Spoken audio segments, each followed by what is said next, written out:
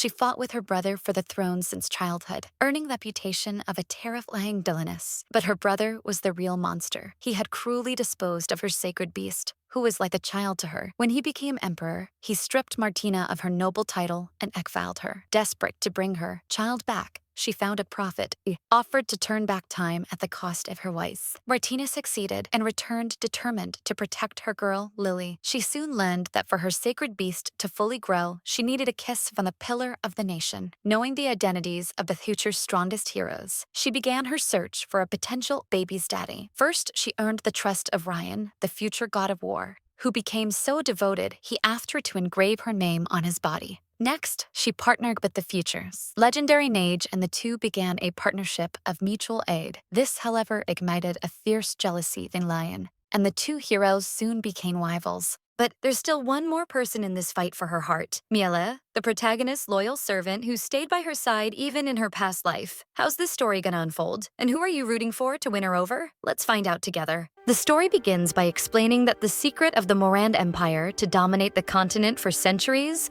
depended directly on protection of the sacred beast that was the guardian of that people. This beast was to be raised by the heir of the empire, seeing it as if it were its caretaker and almost like a father figure. And when this beast transformed into a human being, it also ended up becoming very attached to the heir, as if it were its biological father. One of these little creatures wakes up in its human form, stretching while commenting that it could smell its mother. It walks through the corridors complaining that even though its caretaker was a princess, she was always busy for some reason, and the little girl wished they could play all day long. She didn't understand why many said her mother was an evil woman, as if she were a terrible monster. But staring at the image of the woman in a huge painting in the hallway, she could only think that this kind of title was pretty cool.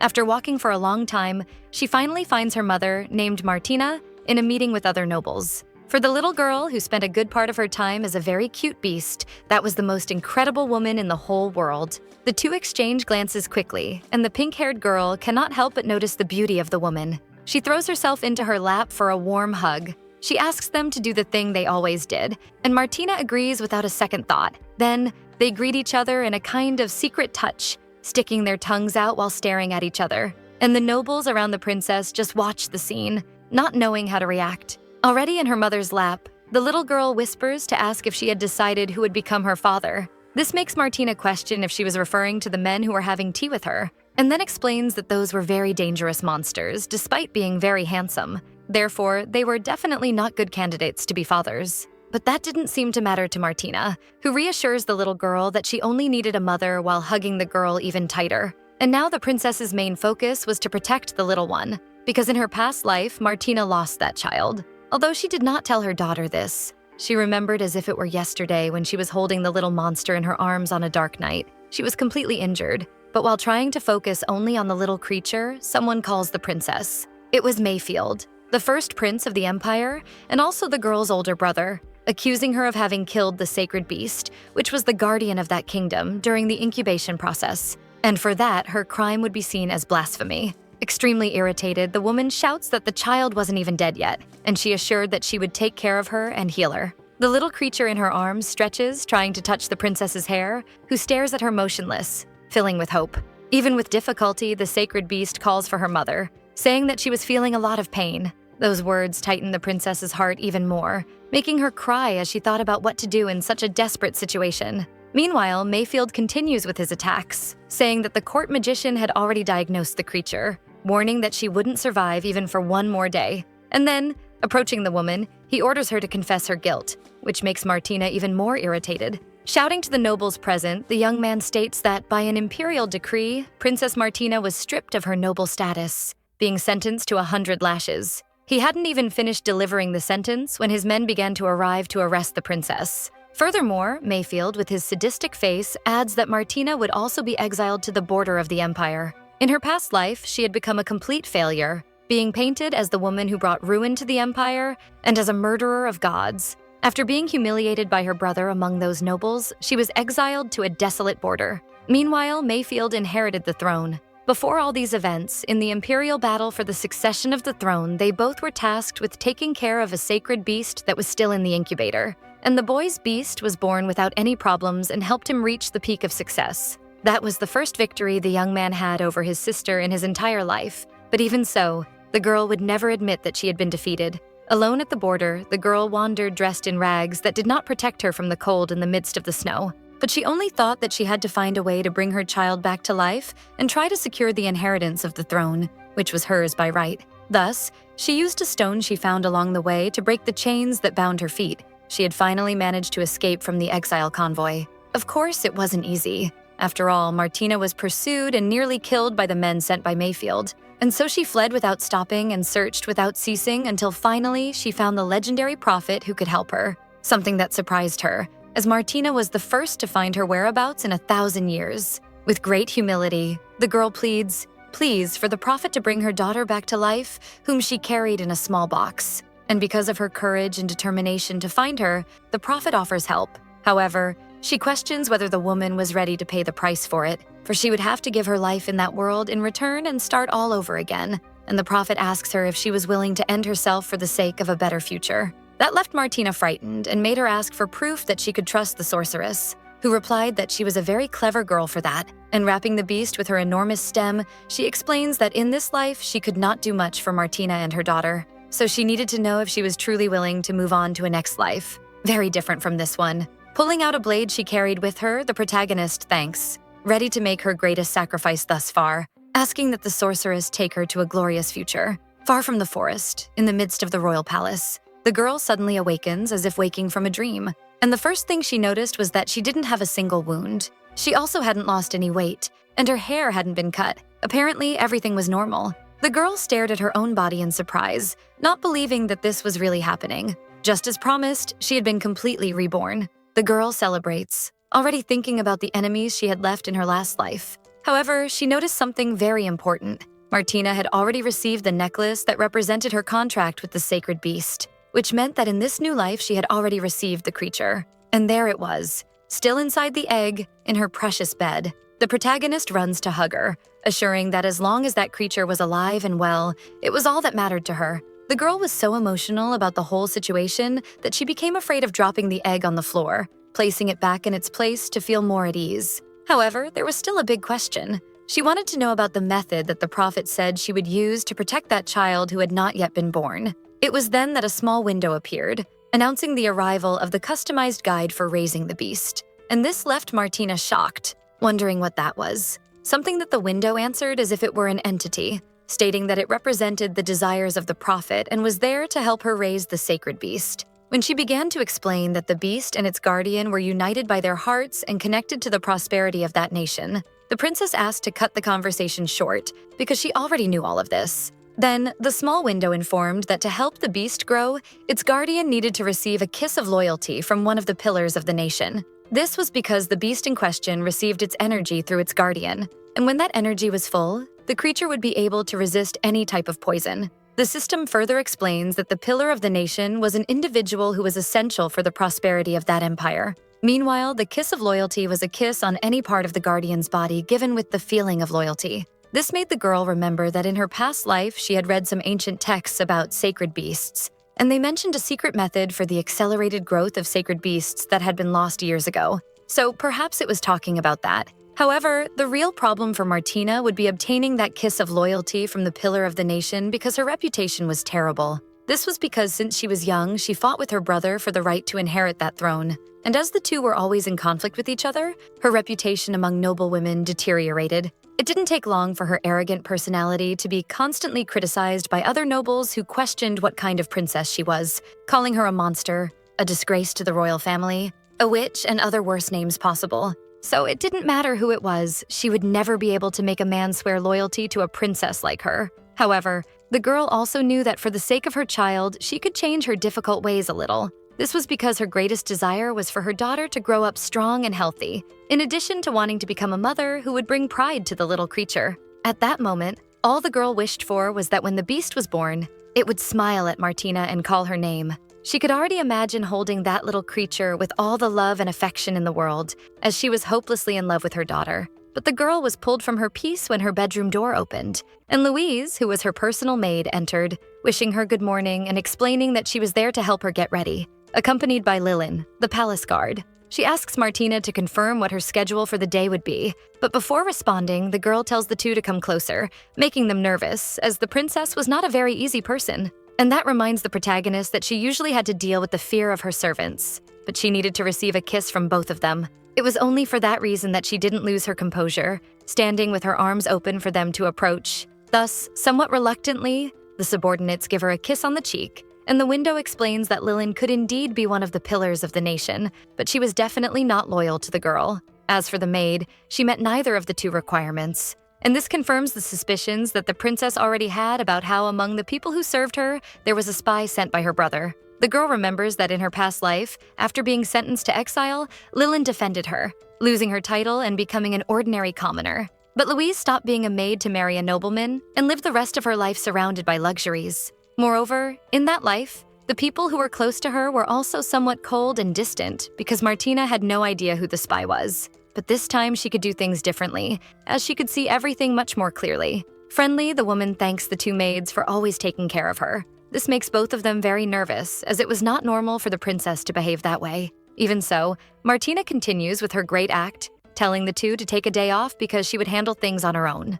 This leaves the maids emotional, as it had been a long time since they had been able to take a break. In fact, Louise's wish from last birthday was to have a day off. Smiling, Martina bids farewell to the two, telling them to enjoy their break. She knew that this was just the beginning of her process to improve her reputation a bit, because this would be good to soften the spy a little and make him a possible ally of the princess. There was no need to expose this person yet, as he was still very useful. Meanwhile, the two girls walked down the hallway, commenting in surprise about Her Majesty giving them a day off. Louise even pinched herself when she heard the words coming out of Martina's mouth to make sure of what she had heard. A young man overhears part of the conversation and asks what was happening with the princess. And excited, Louise explains that Martina had let the two of them kiss her and even took a pause. Moreover, Martina smiled several times during the conversation, and the girl couldn't help but notice how beautiful the princess's smile was. But Miel found everything very strange. Meanwhile, in her room, the girl thought that her exile in the past life had revealed many things about those around her. Some people really betrayed her, while others made a point of protecting her as best they could. Miel, the man who was in the hallway, was the court secretary and grew up alongside her, always teasing her with a smile. However, in the past, things were not so good. Once again, she is interrupted from her thoughts by some knocks on the door, and the secretary enters, commenting that he had heard rumors about the girl putting some rather strange ideas into practice. Martina considered him a childhood friend, as he was kind, punctual, and never did anything wrong. This also qualified him as a great secretary. The girl freezes upon seeing the daughter and the young man in front of her, as if she were seeing a ghost, running to him and celebrating the fact that he was alive. To which Miel responds as if it were obvious, being ironic by apologizing for disappointing her. And the girl becomes angry, questioning why he was acting that way so early. Then the young man explains that he was just a bit worried about the princess. Meanwhile, the girl continued to be emotional. She couldn't help but comment on her happiness at seeing that the young man was indeed alive. This was because there was a moment from her past life that Martina would never forget, on her way to exile, to protect her. The secretary positioned himself in front of her, taking a blow that was meant to be inflicted only on Martina. Bleeding but still smiling, the young man asked her to run away and escape once and for all. Referring to the protagonist as his princess, he certainly had a crush on her. Now, in front of him, the girl was in tears. This worried the secretary, who said that in all the years he had visited her, he had never seen Martina cry. So he wanted to know what was really happening. The girl sighed, thinking about what to say. Then she made up an excuse that last night she dreamed something bad was happening to her great friend. But now that he was in front of her, she was sure he would continue working for her until he turned 100 years old. This comment made the young man burst into laughter, ironically saying that if she really intended to keep him working for so long, she was indeed a very wicked princess. And the girl joined in the joke, confirming that if he tried to leave early, she would find a way to drag him back again. It was then that she realized it was a good time to test Miel.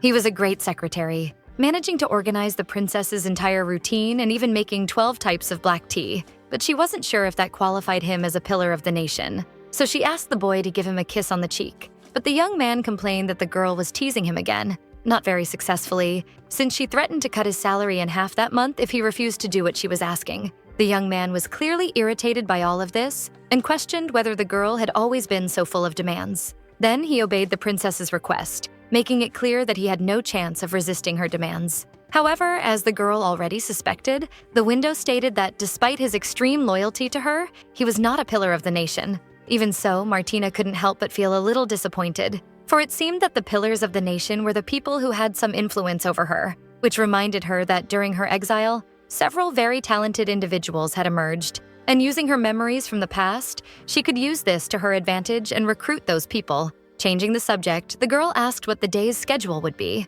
something that Miel found quite strange, as it was not the kind of thing Martina usually worried about, but he decided to get straight to the point and just answer her question. In the morning, she would try on the dress for the upcoming season's balls, and the princess immediately began canceling that commitment, which was very boring. In the afternoon, she would have a tea party with the countess who had invited her as the guest of honor, which was even worse for Martina, who ordered that commitment to be canceled as well. This was because she had attended that party in her past life and remembered very well that the women spent the entire afternoon talking about arranged marriages for their dogs. Poor Miel continued with the schedule for the afternoon ball that his brother was going to host, but he made it clear that the girl didn't need to go. After all, she already had a terrible reputation regarding her family. But Martina interrupted him, saying that she would indeed like to be at that ball. This was because the future god of war would be there, and he definitely qualified as a pillar of the nation. His name was Ryan Heathning, the youngest prince of the Heathning Empire, a future general and the undefeated god of dark war. Although he had never paid much attention to his homeland and had left the palace to live as a teenage wanderer, after growing up, Ryan joined a group of mercenaries that further tarnished his image, painting him as a disgrace to the nobility. But that was before the Heathning Empire declared war on Martina's kingdom. For at that moment, the boy returned home and won all the battles, earning the title of God of Dark War. And in her past life, his grudge against the protagonist's kingdom began at that very ball. He had been hired by some noble to provide more security for her at the event, but accidentally ended up tripping over another woman. She remembered how he apologized for the unforeseen event, asking if he could help with anything, but the woman began to scream hysterically, calling him a filthy mercenary and telling him to stay away. After that situation, her brother, with the help of other nobles, removed Ryan from the party. But now, if Martina helped him survive this crisis, perhaps he could earn a kiss of loyalty. And who knows, she might help reconcile their nations in the future. And with that excitement, she ordered her subordinate to prepare her best dress, as she would definitely be attending that ball, something Miel obeyed without a second thought. Later, in the ballroom, all the nobles were gathered in their elegant attire. And in her past life, the relationship Martina had with those people was terrible, for she herself rarely attended those events. So now she wondered if perhaps it wouldn't be good to change that in this life, while she spent her time. Thus, she approached one of the nobles, Lady Sophia, commenting that it had been a long time since they last met, and the woman was clearly nervous when she complimented the girl on her appearance. Then she spoke to a guy, reprimanding him for the way he greeted her, and he quickly corrected himself while his colleague, Edgar, asked why the girl was gracing them with her presence that day. And Martina ended up letting slip that even she enjoyed seeing idiots go to this type of event, quickly reprimanding herself in her head for having said what she really thought. But the guy didn't back down, ready to insult her. However, he was interrupted by someone who said that every time the girl was present, danger followed her. It was Mayfield, being sarcastic and trying to put his sister down, despite calling her dear little sister. He approached Martina without a second thought. Trying to lighten the mood a bit, the Prince of the Empire warned that since the music had started, one of his guests should take the opportunity to dance. And the young man bid farewell, thanking for the invitation to the venue. The two siblings there, in a terrible atmosphere of tension. Martina stared at Mayfield as if she couldn't believe what she was seeing, disappointed in her own brother. He asked if she didn't hate being in places where he was the most esteemed, questioning why she decided to come to his ball. And the girl replied that she simply wanted to dance. But that answer was not at all satisfactory for the young man, who didn't believe a word of what Martina said. He whispered in her ear that all those people present there despised her or feared her, and therefore no one would want to dance with the princess. The girl's eyes went blank, as she was already used to Mayfield's provocations, while the young man continued telling her to stop embarrassing herself in front of the royal society, for a princess without a partner at her own ball would cause a great scandal.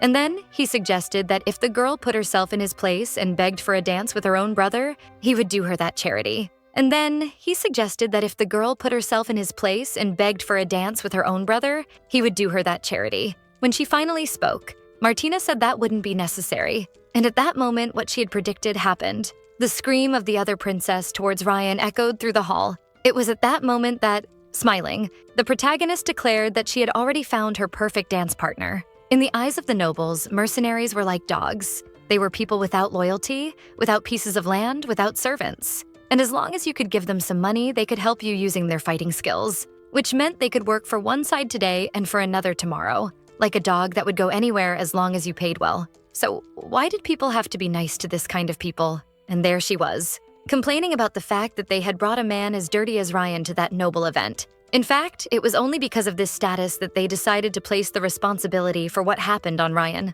His employer complained, but the mercenary said he was just doing his job, protecting him at that ball. Even so, the guy continued to be hysterical, asking how he dared to speak like that. Several guards approached, telling the young man to kneel and take the blame quickly, or to leave the ball at once. When Ryan replied that he had already apologized, the others mocked, saying that his apology was insignificant, as he was just some commoner. They were only speaking to him that way because they didn't know Ryan's true identity. But if he acted in a hot-headed manner, without thinking, he could end up causing a dispute between the nations, which was better avoided. So he chose to remain silent in the face of that injustice. And only when the two nations went to war long after did the situations of the past come to light. Even with him almost out of the palace, the woman couldn't help but comment that he was very frightening, and one of the nobles approached her, saying that her courage to report what had happened would surely go down in history. But the woman only says that they shouldn't let that useless man ruin the event. Meanwhile, before the young man leaves the hall, someone shouts saying it was good to leave him alone, as he was her dance partner. This surprises even Ryan himself, who turns to look for who had said something like that. To his surprise, it was Martina, pointing at him, saying she had chosen him, asking who had dared to expel the princess's partner from the ball. The noblewoman approaches, trying to justify that the young man had assaulted, but the girl is unmoved, saying she would compensate the other with 2 new dresses if that was the case, questioning if she was actually hurt because she managed to hear the screams from far away. However, she didn't seem to have even a scratch. This is enough to leave the woman indignant, saying that she couldn't really want to dance with a lonely mercenary because she was a princess and shouldn't do anything to tarnish the royal family's reputation. But this doesn't shake Martina, who only asks if the mercenary had heard all of that, self-proclaiming a crazy princess and asking if he had the courage to take her to dance. Ryan was still surprised by the whole situation, somewhat lost, but he decided to take a risk, freeing himself from the guard's hands. And he explains that where he came from, strong women were like the fiercest war horses, and only the bravest warrior was worthy of taming them. And for that, he thanked Martina for finding him worthy to take him to dance, kissing her hand right in the middle of the hall. Thus, the ball continues normally. When one of the guards decides to report what happened to the prince, Mayfield only says that his sister was a very unpredictable woman, and she loved to do this kind of out-of-the-box thing. But to him, that didn't matter, because later he was sure she would come back crying to his lap. After all, he was her only older brother. Meanwhile, in the middle of the hall, the princess danced with her new partner, and Ryan thanks her for the extreme help, to which the girl responds by explaining that she couldn't stand those snooty nobles, who kept talking about character, but in reality only liked to provoke the weaker ones.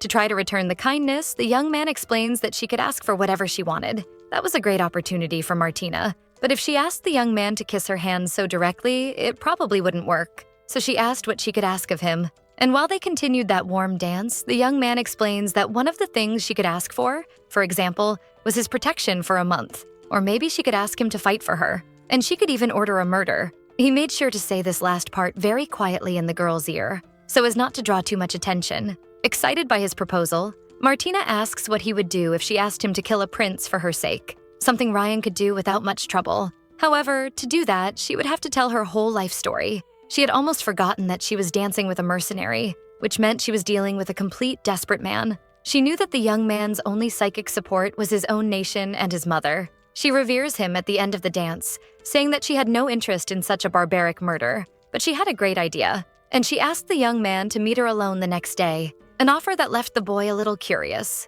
But he apologized, explaining that he couldn't accompany her, unfortunately, and that indeed took the girl by surprise. Later at the palace, the girl complained to Miel, questioning why the young man had refused her invitation, to which the secretary responds that perhaps he already knew something about the princess's character, and she stands up, stressed, questioning what was wrong with her character. And the young man explains that she was aggressive, sometimes crossed the line, and almost always disturbed him when they were children, but trying to contest him. The woman claims that the last part was just his personal hatred speaking. However, the young man had left a note with his address, so the girl just needed to figure out how to get the loyalty kiss. She was stressed because she knew that if she didn't manage to do that, her child would die again. She stares at that egg, noticing its movement, And in desperation, she comments to Miel that it was moving, asking if that was a sign that the creature was about to be born. Then the little window appears, informing the girl that the divine beast had sensed the aura of the nation's pillar in her mother. That was a great sign, and the girl approached the egg, embracing it. She knew that everything she had gone through, escaping exile and being reborn, was to reach that exact moment. Finally, the hope of seeing her child again reignited in Martina's heart. She could feel that the creature was hungry, which was a good sign in her view. But Miel spoiled her celebration by asking how an egg could be hungry, to which the princess replied that he need not worry about that, for if her child were hungry, she would know. A bit apprehensive, he warned that it was dangerous to hold the egg that way, suggesting that the girl place it down. And when he tried to do that, the egg moved, causing the two to exchange tense glances. She argued with Miel, saying that the creature was moving because it was hungry, but the boy didn't want to hear it. He just said that the egg was about to crack, so they had to be even more careful. He ordered the maids to help regulate the temperature to make it more suitable for incubation. Additionally, the egg would receive aromatherapy using the perfumes that Your Highness use most frequently. And finally, he found a way to arrange instruments to play calming music. All this care made the princess laugh and comment that he was like a true mother at that moment.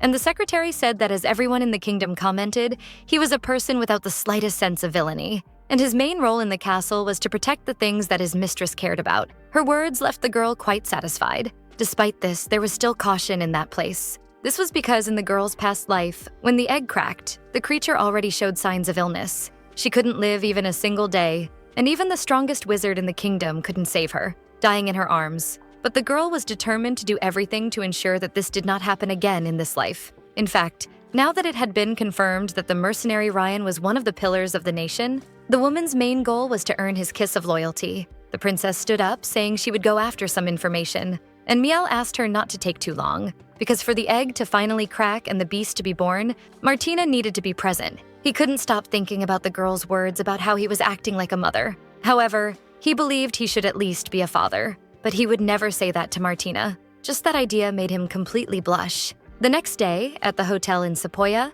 someone informed that the blue-eyed mercenary was not present because he had gone to Perot Park, known as the Cemetery of the Nobles, something that the hotel worker thought was insane, as it was a day of heavy snow. But its location made it clear to Martina why the boy had declined her invitation the day before. That was the anniversary of his mother's death, something the boy would never miss. Indeed, there he was, holding a bouquet of lilies. Ryan was the son of the Emperor of Sinan, while his mother was a noble lady from the Moran Empire. These two nations had always been at war. However, his mother fell hopelessly in love with the rival emperor, whom she met by chance on one of her travels. Despite her family's objections, the woman pursued a relationship with Ryan's father and ended up getting pregnant. She was ridiculed by the social circles of the Sim Empire, which was frustrating. After all, she had left her hometown, and now the nation of her own husband and son did not accept her. Eventually, the woman died of depression and was buried in the cemetery of her hometown, as she requested. When Ryan was still a committed mercenary, he made a point of visiting his mother in her hometown.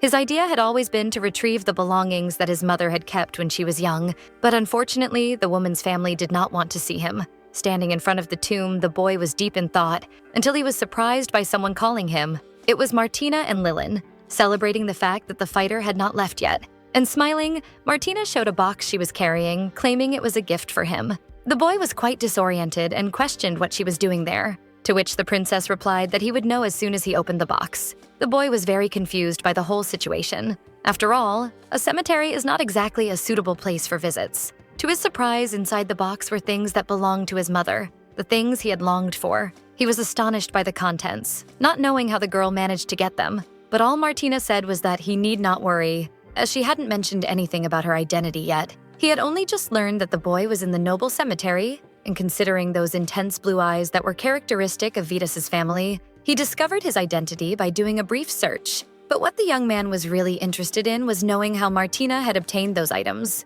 for the deceased's family had hidden anything related to her since the woman had fled. Thus, the protagonist reveals that she used her privileges as a villain to get what she wanted. Just as the young man at the hotel said, it was a day of very intense snowfall, which contributed to the tense atmosphere between the two. Closing the box, Ryan states that regardless of what the woman's goal was with all of this, he thanked her. After all, she had delivered to him what he wanted most, his mother's belongings, something that was priceless to Ryan. But to be honest, he didn't know how he could repay that favor, because within the Sinan Empire, he was the least favored prince. His father's children with the new imperial concubine were of pure blood and would likely inherit the throne in his place. Moreover, his maternal family had never even acknowledged his existence, and it had been over 20 years since they had seen each other. So all he had was the sword he was carrying in his hand at that moment and the horse behind him, something he doubted the princess would want. The young man still confidently asserts that the mercenaries were just beasts without a cause. And revering the girl, he says that her gift was enough to buy his life. That's why he wanted to know who he should kill. And with a satisfied smile on her face, Martina explains that she didn't want to do anything of that sort. Extending her hand, the girl asks if he wouldn't like her to become his home. For what others could not deliver to him, she would give without thinking twice. And she would stand by his side against anyone who tried to hurt the young man.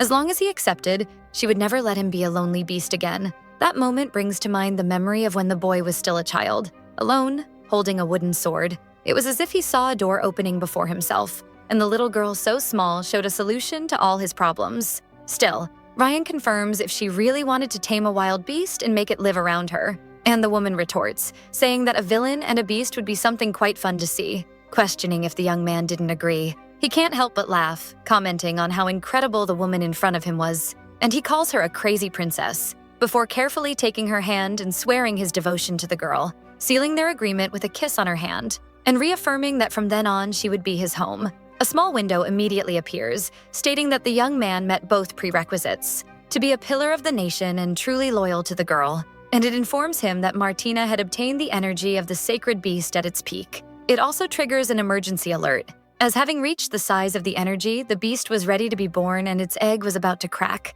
This makes the protagonist scream in disbelief. She didn't know how everything had happened so quickly, and her hysterical pose slightly startled Ryan, who had no idea what she was talking about. Therefore, he questions if she had already regretted their deal, asking why she seemed terrified, suggesting that she didn't want to accept his oath just like that. It was as if he would die if the girl changed her mind. So Martina needed to find a quick excuse. She makes it clear that she wasn't the type of person who simply changed her mind at the last minute. It's just that she had remembered something important she needed to do back at the palace. So she shouts for Lilin, asking how quickly they could get there. But the woman soon makes it clear that their carriage would only arrive by early afternoon at the latest, which was already too late for the girl. Behind Martina, Ryan places one of his coats over her to protect her from the cold, and the woman quickly protests, saying that there was no need to do that since she wasn't that cold, and she didn't care if she was. It was then that she was lifted by the young man, by surprise, causing our girl to scream. And while she was in Ryan's arms, he explains that it could get very cold when riding amidst intense winds. He places the princess on his faithful horse, explaining that since it was a very fast creature, he could get the woman to the palace before noon. However, he makes it clear that it would be an irregular path and the journey would be cold. Asking if that was a concern for the protagonist, she responds extremely seriously, not even caring if her hands and feet fell off from the cold, telling Ryan to take her immediately. Thus, the horse trots away, taking the two allies quickly, and the boy can't help but comment on how that crazy attitude was very characteristic of Martina. They finally arrive at the Imperial Palace of Morand, thanking Ryan for his help. Our girl states that she would contact him as soon as she took care of her daughter, and this last part leaves the boy astonished, confirming that he had indeed heard that, something that the woman responds to with a proud smile on her face, confirming that she indeed had a daughter, but she doesn't give many explanations. Entering the royal palace, knowing that that crazy princess had a child with someone he didn't even know left Ryan unsettled. He didn't know who he was, but he was sure that as soon as he learned about his identity, he would kill him. But he quickly suppressed that thought because it would probably provoke anger in the woman, and he didn't want that, because Martina would hate him if he did anything to the father of her daughter. So he just needed to be patient. In the princess's block, the atmosphere was very tense, because the egg containing her child was already starting to crack. Miel was pacing around that creature, complaining worriedly because the first person the beast should see should be the princess. And even though he had already sent someone to look for her, he was starting to worry that perhaps Martina wouldn't arrive in time at the palace. Thus, in an act of desperation, he and the other maids fervently asked the sacred beast to wait a little longer. A request that didn't seem like it would be granted. After all, the crack was only getting bigger, causing everyone present to scream in astonishment. That's when suddenly our girl bursts into the room, shouting that it was too noisy in there. Finally, things calmed down a bit. She felt like she was on a real roller coaster of emotions. After all, the last time she was in that position, that child was already dying when the egg broke, and that was a scene that would forever be the princess's worst nightmare. She approaches the egg nervously and with great fear for her future. She couldn't help but wonder if that little creature would be born healthy, or better yet, if she would even survive this time. She gets closer, about to touch the shell of her daughter. However, before she could do that, the egg broke open, revealing a healthy little creature without a scratch. And this scene was enough to make Martina's eyes fill with tears and her heart swell with emotion. She grabs her new daughter, very grateful, thanking her for being born healthy this time, like a true mother. Meanwhile, on the prince's side of the palace, the atmosphere was very different. Gloomy. His egg was also cracking, but it didn't have the same commotion as his sister's baby. In the room, Mayfield observed that distant scene, when the cub finally was born without a scratch as well. One of his servants congratulates him on the birth of his sacred beast, commenting that he had heard that his sister had also been blessed on that same day. However, the look with which Mayfield stares at him leaves him dazed as if he had seen a ghost. This is because the prince says he had ordered him to poison that egg himself,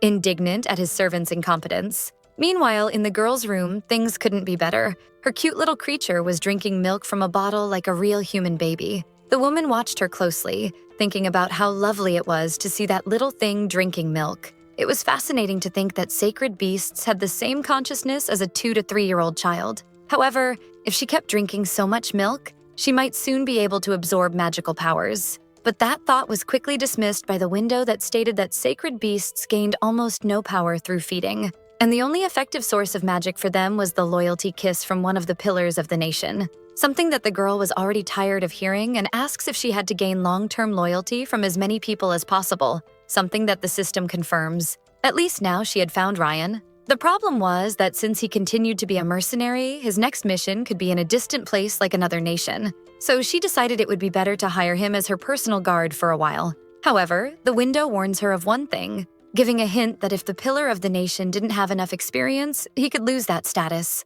leaving the princess confused. So that means if Ryan didn't go out traveling the world, he might not be able to become the god of Dark War, which meant that his decisions would directly impact his future. That was a lot of stress for the woman who just wanted to live in peace with her daughter. Suddenly, the little creature jumped out of the crib asking for a kiss and calling her mommy. This small gesture made Martina's heart race. She was so cute. And then she hugged her, giving her several kisses. She knew that no matter how difficult things were, she would do anything for her daughter. Alone with the creature, she told the story of a flower called Lily that existed in that kingdom.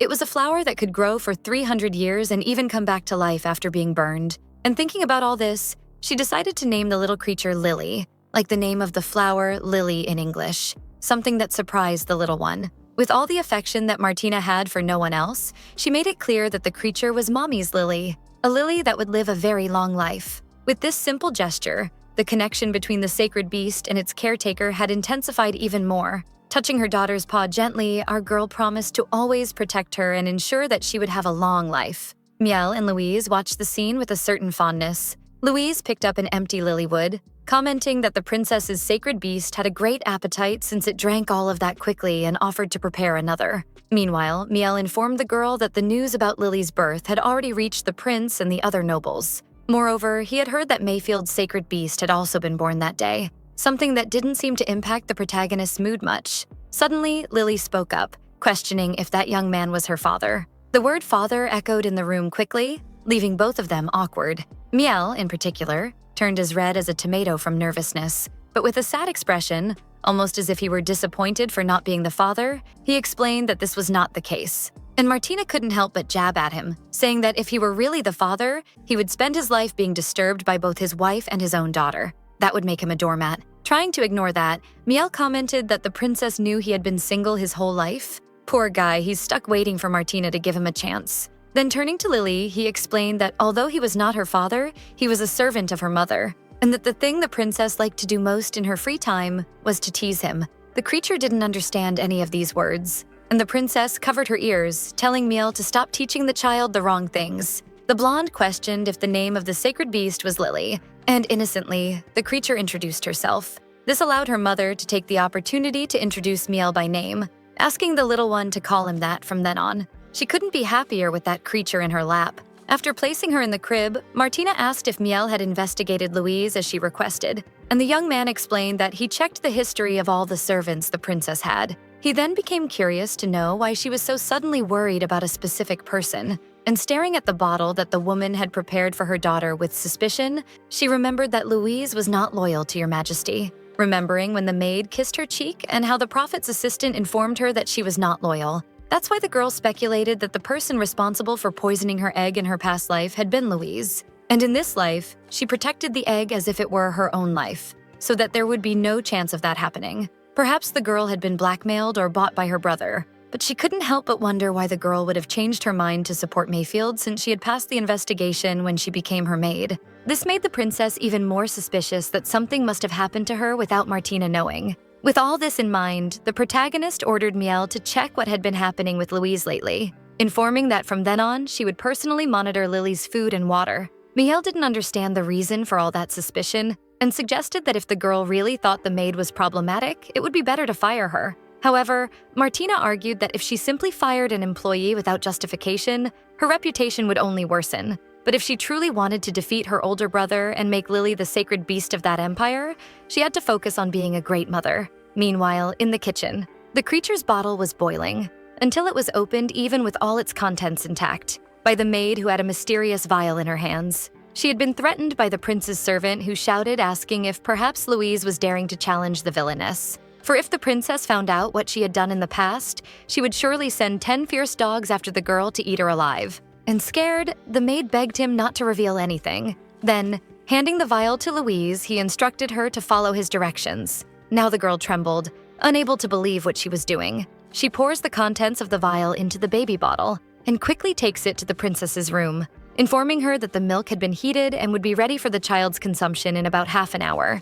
She was already preparing to leave, when Martina slammed the book she was reading shut, showing her anger. And then, before the girl could leave the room, she stated that she wanted the maid's help with something, causing Louise to widen her eyes, not knowing what to expect. Louise trembles as she asks how she could help Your Majesty. And then, Martina responds with a serious look that she should drink that liquid, which is enough to make the maid lose her footing. The woman repeats that she had ordered her to drink that, but trying to escape a tragic fate, Louise questions how she could dare to drink the food of the sacred beast. Without further ado, the protagonist approaches the girl, holding her face, and asks why she wouldn't dare to drink the milk she herself prepared, insinuating that the girl might be hiding something. The closer she brought the baby bottle to Louise's lips, the tenser the maid became, not knowing what her fate was. But before making her actually drink the liquid, Martina says that if she doesn't answer her question, she will show the evidence, calling her servants into the room. Then, Miel enters the room with a lady, asking her to be careful. It was the maid's mother, who was extremely surprised to find her there.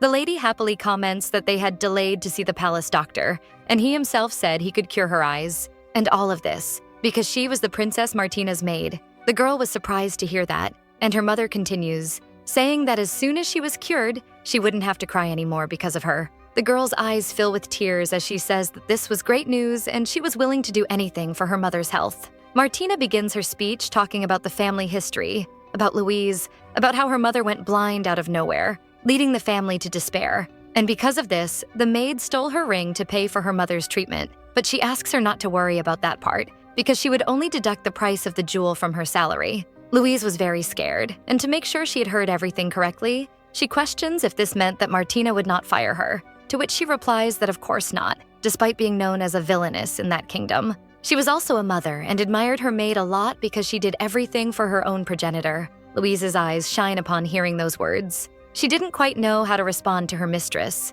And then, in a desperate act of gratitude, she revealed that the milk had been tampered with poison, for someone had tried to assassinate the sacred beast. And then she claims that she would tell everything to her mistress. Amidst tears, she says that it was all her fault. Trying to ease the situation a bit, Martina explains that she would wait for the girl to hear more about the matter, but she tells her to take the opportunity to go for a walk with her mother, whom she probably hadn't seen in a long time and surely missed. Obeying her orders, the girl leaves the room with her mother. After being alone with the girl, Miel confesses that he was surprised she hadn't punished Louise directly, and instead of doing that, she asked the boy to look for her mother, something that was very out of character for the princess. She quickly turns around, questioning if he was insinuating that she was some kind of disrespectful monarch, and the boy smiled, saying that wasn't quite what he meant. However, for Martina, that was what Miel's eyes revealed. They turned to each other, affirming with certainty that she would do many more things that would surprise him, and all he needed to do was wait for them to come. The girl walked out beaming, happy that her plan had worked. However, Miel did not share the same expression. It was as if he were worried about something. And all of this was because, despite Martina definitely being the same person, her personality was changing drastically. If she were really the princess of the past, she would never give another chance to someone who tried to betray her trust. And if anyone tried to offend her in any way, they would end up losing their life. In fact, the girl had already made countless enemies just because of her strong personality. She was called a villain and even a witch within the social circles of nobles and even commoners. Although she had a cute side, that side was only known to Miel, and perhaps he was bothered that other people were getting to know a side that was previously only for him. Therefore, the young man wondered about the reason for such a drastic change, considering it all to be the result of the birth of the sacred beast, even though it seemed like a very sudden change. He couldn't help but think that something might have happened to Martina that he didn't know about, even though the girl entrusted all her secrets to him. Over time, the news that two sacred beasts were born on the same day and hour eventually reached the ears of the nobles, causing a murmur within the Moran Empire. This was because these creatures had a unique method of reproduction. When the old emperor reached the end of his life, the current sacred beast would lay an egg. This egg was given to its heir, and if he was legitimate, the beast would successfully hatch from the egg. However, if the heir failed to hatch that egg, his little creature would die, and he would be considered someone of dirty blood. Because of this, failing to hatch your sacred beast was punishable as a true crime. Martina and Mayfield's father, who was the current emperor, became extremely ill for 2 years, and thus his sacred beast gave rise to 2 eggs, which meant that both of his children were legitimate heirs. And this was the first time something like this had happened in history. Because of this, the Council of Nobles decided that the person who managed to hatch their sacred beast's egg first would inherit the throne. However, the real problem was that the eggs hatched at the same time. A carriage arrives at the palace, leaving Martina accompanied by Miel and her sacred beast. The secretary helps the girl down and takes the opportunity to ask if, by any chance, she was nervous about the whole situation. This was because she was there to formally attend the Council of Nobles for the first time, and there were many people who did not like her in that space and wanted to remove her from the royal family by any means. The girl did not seem bothered when she commented that none of those snobbish nobles believed that the terrible princess would be able to hatch her sacred beast's egg, and they might even blame Lily. And Miel couldn't help but comment that this was also the first time he saw his princess so depressed. Perhaps for that reason, he decided to give a word of encouragement, stating that in his heart she was like a cargo carriage ready to tackle any problem that came her way. And with the usual good humor they had, the girl asked if that meant he didn't even consider her human. Miel seemed hopelessly in love with Martina, saying that her smile was enough to give him all the courage he needed, so she just needed to keep that expression to ward off all the difficulties that approached her. Inside the council, things were already prepared for the meeting. In fact, Mayfield Moran was already seated with his new pet, while it was announced that he had successfully completed the process of hatching the egg. But his sister, Martina Moran, had also managed to hatch her sacred beast. The noble in charge informs that according to imperial tradition, the heir who hatches the egg first must inherit the throne. He was Matthew Douglas, the head of justice, responsible for leading the meeting, and adds that never in history had 2 eggs hatched at the same time. Therefore, to choose the new heir, the nobles would need to find a middle ground. Together with Your Majesty, the current emperor. The young man coughs, trying to disguise his illness as much as possible, saying that he didn't know how much longer he could endure that farce. And beside his wife, Isabel, who did not seem happy at all, he questioned the children, if, by any chance, any of them had proven to be more worthy than the other. And of course, Mayfield was the first to speak, saying that his sister should withdraw from the competition, because a few days ago, during a banquet, she embarrassed a noblewoman to defend some mercenary, which was a sign of immense insolence from that princess, who would surely bring disgrace to the royal family. But Lily quickly spoke up, shouting for the man to stop saying bad things about her mother. The beast accompanying Mayfield glared at her angrily, and the two were already ready to fight right there, because they didn't hold back at all. But Lily still did not let herself be shaken, telling her brother that before ruining her reputation, he should explain a small thing first, showing the baby bottle of her child. Mayfield maintains her pose of being clueless, pretending she didn't understand why she brought a ridiculous baby bottle to that place, which was not a problem for Martina, who took pleasure in revealing that her own servant had been blackmailed and forced to poison Lily using that baby bottle poisoned with a magical powder. Of course, that alone did not prove that Mayfield had done anything, but the woman had taken that potion for analysis, and the recipe used to make the poison only existed among the wizards who were under Mayfield's command, and that is why a prince who was willing to directly harm the sacred beast was not fit to inherit the crown. Courageously, Martina raised her serious eyes to her brother with a penetrating gaze and asked if he did not agree with that. The murmurs among the noble wolves began, It was madness to think that the prince would be capable of doing such a thing.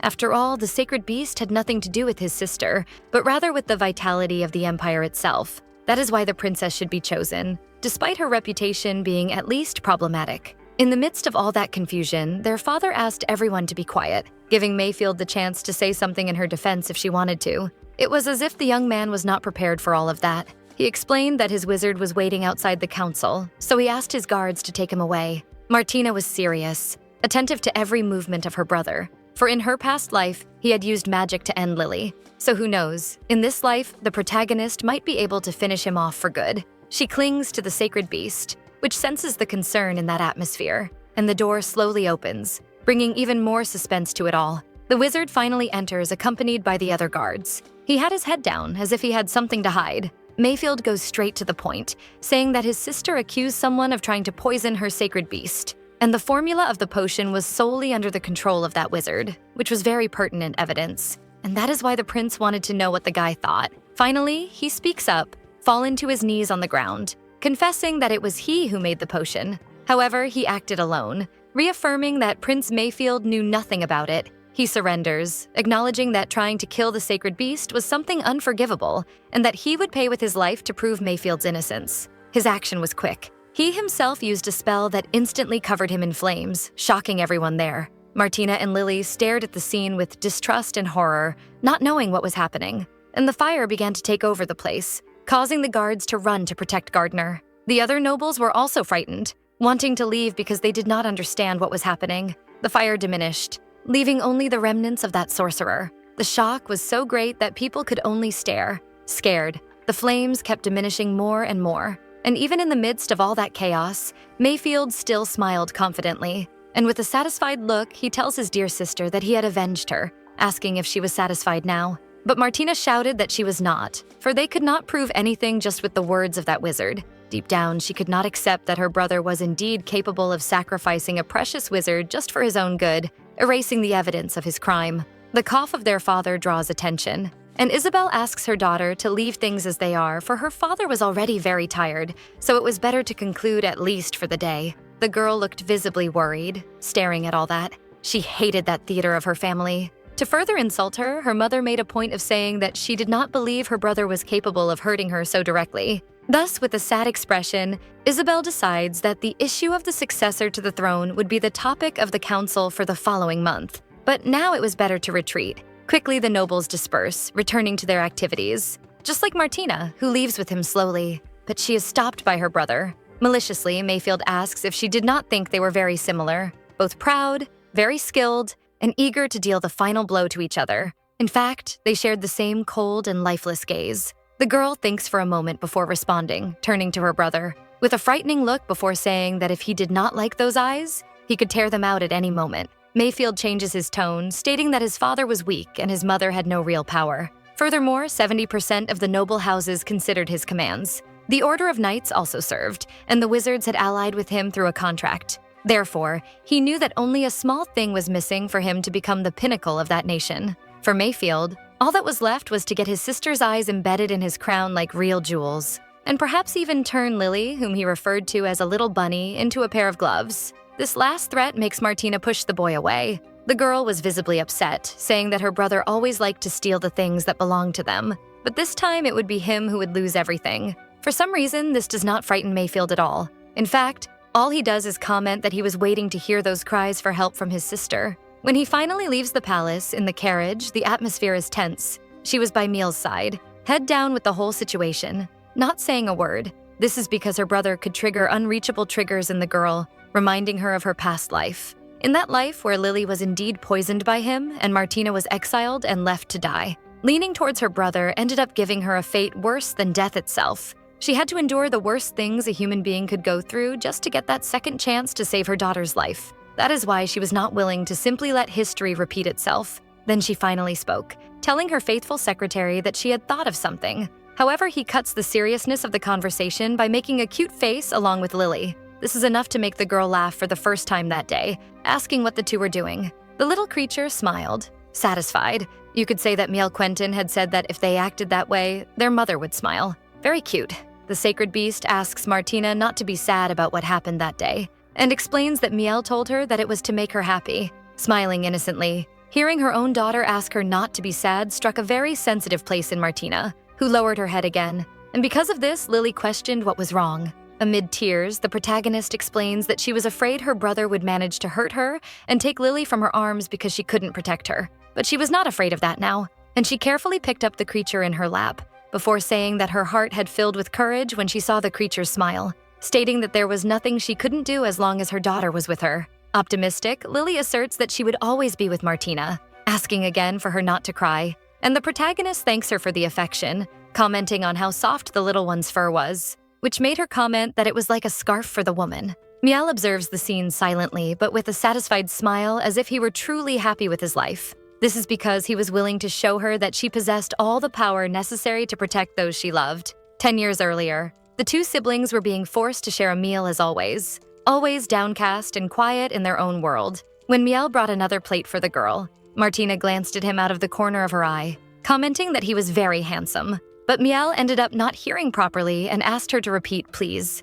To which she replied that his eyes were very beautiful, like the grass in the garden. Mayfield interjects in the conversation, asking if she had really used such a vulgar metaphor, and suggesting that her tutor was an idiot who also had no manners. The comment ends up upsetting Miel, and he withdraws, before saying that he was grateful and honored to receive such a compliment from the princess. But Martina asks him not to be shy and just ignore her idiot brother. Being called that in front of a servant does not make Mayfield happy at all. And later that day when he was in his quarters, Miel had to bring water to the boy, who grabbed the cup roughly, throwing it far away onto the floor. The little boy got nervous and was ready to pick up the shards, asking if the prince was hurt. But all Mayfield did was ask if at least he knew how many other servants could be bought with that cup that Miel had broken. This left the little boy confused, and he tried to defend himself, saying that he hadn't broken anything. After all, it was all the prince's fault. But Mayfield didn't want to hear any of that, and he called his men to break Miel's arms and legs. They entered without hesitation, ready to follow those orders, pulling the boy and striking at his limbs. He was trembling on the ground, immobilized, completely surrendered to Mayfield, a scene with horrible sadism, laughing at something a child shouldn't like to see. When one of Mayfield's men stepped on his hand, Miel screamed in pain. She was completely destroyed, bleeding. The shoe marks were evident on Miel's white skin, and her hand was spasming from the pain. Luckily, or perhaps by fate, Martina heard everything and quickly opened the door, ordering to release the servant. Her expression was one of such rage, as if Miel and she had been friends for years. Mayfield justifies his actions, saying that the servant had broken his glass and therefore deserved to be mistreated. But the girl argues that he had hundreds of glasses, so 99 were enough for him to drink water until the day of his death. The boy couldn't believe that his sister would actually rebel for a servant who was as low as the grass on the ground. But that didn't matter to the girl. She argued that even if he were indeed grass, she wouldn't just ignore that absurdity. Then she turned her back on her brother, heading towards Miel, who opened her eyes, somewhat unsure of what to expect from that transformation. At that moment, the girl extended her hand, asking if he would like to become his own servant, and promising that if he did so, she would protect him without thinking of the times. Thus, Miel raised one of her uninjured hands to the girl, holding her in a gesture of desperation and gratitude. Their clasped hands were like a silent agreement that everything would be all right. After that, in the girl's room, she commented to a new servant that sooner or later she would cut her brother into pieces and flush them down the toilet. The way the two were acting was very different, as Miel remained downcast. It was then that she decided to thank Your Highness for saving her from her brother, and she made it clear that she didn't like Mayfield and thought he was a lunatic. And she still promised the boy that the physiotherapist would take a look at his hand so he could use it again soon. Miel was awkward and stated that she would greatly reward the princess's kindness. But as a good monarch, she asked what the boy could do, especially since he was now her servant. And all he needed to do was obey her orders from then on. And that was something Miel could do. Then the boy explained that in the future he would wear glasses, so that his eyes, which she thought were so beautiful, would only be seen by Martino. That made her blush. She didn't quite know how to respond to boys at that age, so she just turned around saying she could do whatever she wanted, but that from then on she would command and uncommand Miel, who assured that she would obey everything without complaint. Returning to the present, that boy who had been Martina's companion since then asked what she planned to do next regarding her brother. After all, Mayfield had immense power in his hands, and many other wizards had already signed contracts with him. However, according to her investigations, most of those sorcerers associated with Mayfield had a mediocre level of skills. So if her boss could sign a contract with a high-level wizard, it would greatly help her reputation. Thus, Martina explained that she agreed and needed to find a very strong wizard to become her assistant, or her brother would continue using magic to hurt Lily. But she confessed that she wasn't planning to look for someone who was already a high-level magician. Instead, she would look for something else. Or rather, for someone who would become a legendary-level wizard in the future. And she already knew very well who that was. A few days later, Martina was looking for Lily inside her room, and she warned that she would need to leave that day, so the little one would occupy herself playing with Miel. She was already starting to consider that the creature wasn't in the room when a wardrobe door creaked open, revealing Lily, who had sparkling eyes during her play. Suddenly, the little one jumped towards her mother to show that she was there, and ended up knocking her down to the floor. She explained that she wanted to play hide-and-seek with Martina, who replied that she would also love to do that, but that day she had something very important to do. A little window appeared, congratulating the princess for caring about her daughter, and explained that now she could give a little more energy for Lily to grow. Miel pulled her from the protagonist's lap, who promised to bring some toys from her outing for her, and the servant asks the girl not to worry, as he would take great care of the sacred beast. She was more concerned about the toys she would receive. The two talk briefly, and Martina explains that she would meet the wizard that day, because if she could sign a contract with him, her daughter wouldn't have to worry about the black magic her brother used. Then she says goodbye, wishing both of them a good day. And Lily looks at the butler seriously, before calling him, and he responds immediately, asking what it was. The little creature asks if, by any chance, the young man would like to go with his mother to the city. This makes him a bit curious, as he didn't know what was driving this desire. But the sacred beast reveals that every time Martina left, he would stare at her deeply. Miel looks at Lily for a moment, thinking about what to say to such a wise creature. And when he finally responds, he explains that giving everything of himself to Martina always brought him a happiness that was enough, and he didn't feel entitled to ask for anything more. Changing the subject, he perks up, asking which game Lily would like to start, suggesting that they could draw together, something that excites the sacred beast to the point of her forgetting her earlier question. Far away, at the inn, the princess was descending with her carriage. One of the staff informs her that the owner of the inn said that the mercenary she had spoken to recently was not present, something that Martina finds very strange, because the day before, she had sent him a letter asking him to meet her at the wizard's tower that same day. As she couldn't afford to waste much time, she decided to go meet her wizard right away, telling the coachman to hurry. Even so, from inside the carriage, she couldn't help but think that Ryan's sudden disappearance was suspicious. But she was also disappointed because she had planned to use their meeting to ask for another pledge of loyalty from Ryan so that Lily could grow a little more. This disappearance made her think that perhaps the mercenary had only acted on impulse the other night and regretted offering help to a woman as wicked as they saw her in the kingdom. In any case, she had already made a request to visit the wizard's tower, so she would worry about finding Ryan later.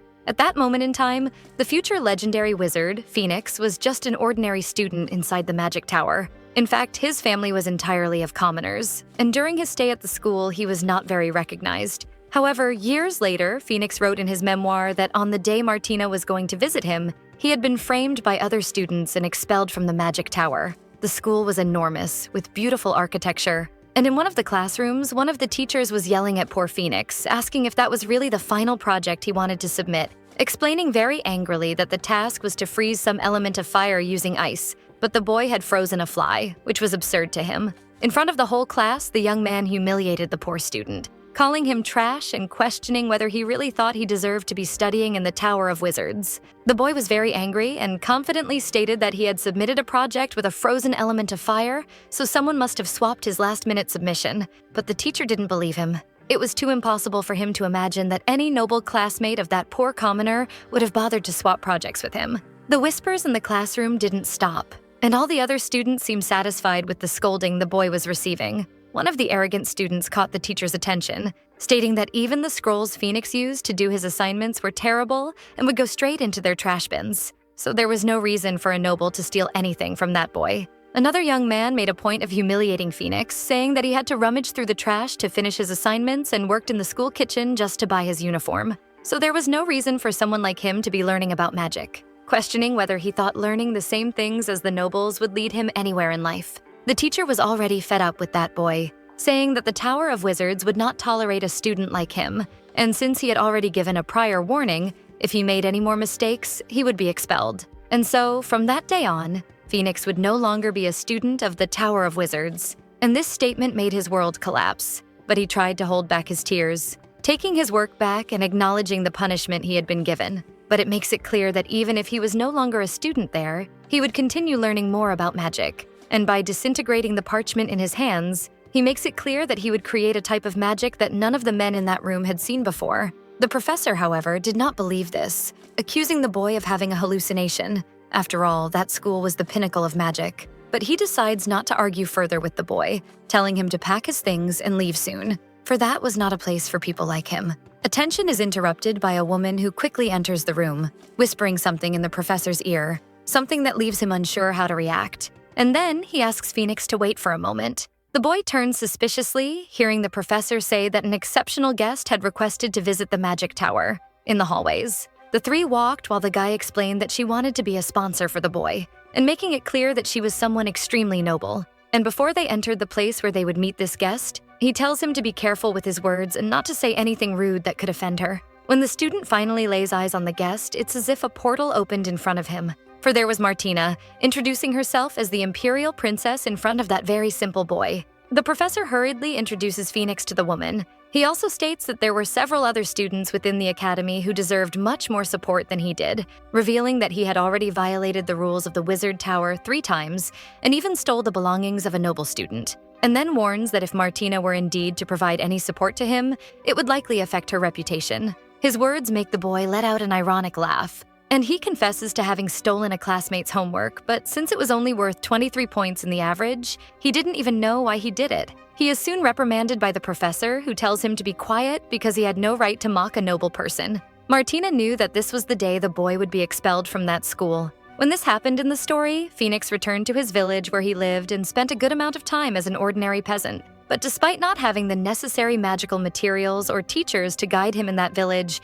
he never set aside sorcery. In fact, he practiced using everything he could find in the fields, and in return for this devotion, sorcery did not abandon him either. The boy was able to do incredible things, even with few materials. Moreover, because of his stubbornness, Phoenix managed to create several new spells, leaving the entire academy shocked. Because of this, the wizards regretted it and called him back to the school. Therefore, Martina believed that if she could keep the student within the Wizard Tower using her sponsorship, he would become a genius even faster. Interrupting the two's silly discussion, she asked the professor to give her some time alone with the student, something that he clearly would not deny.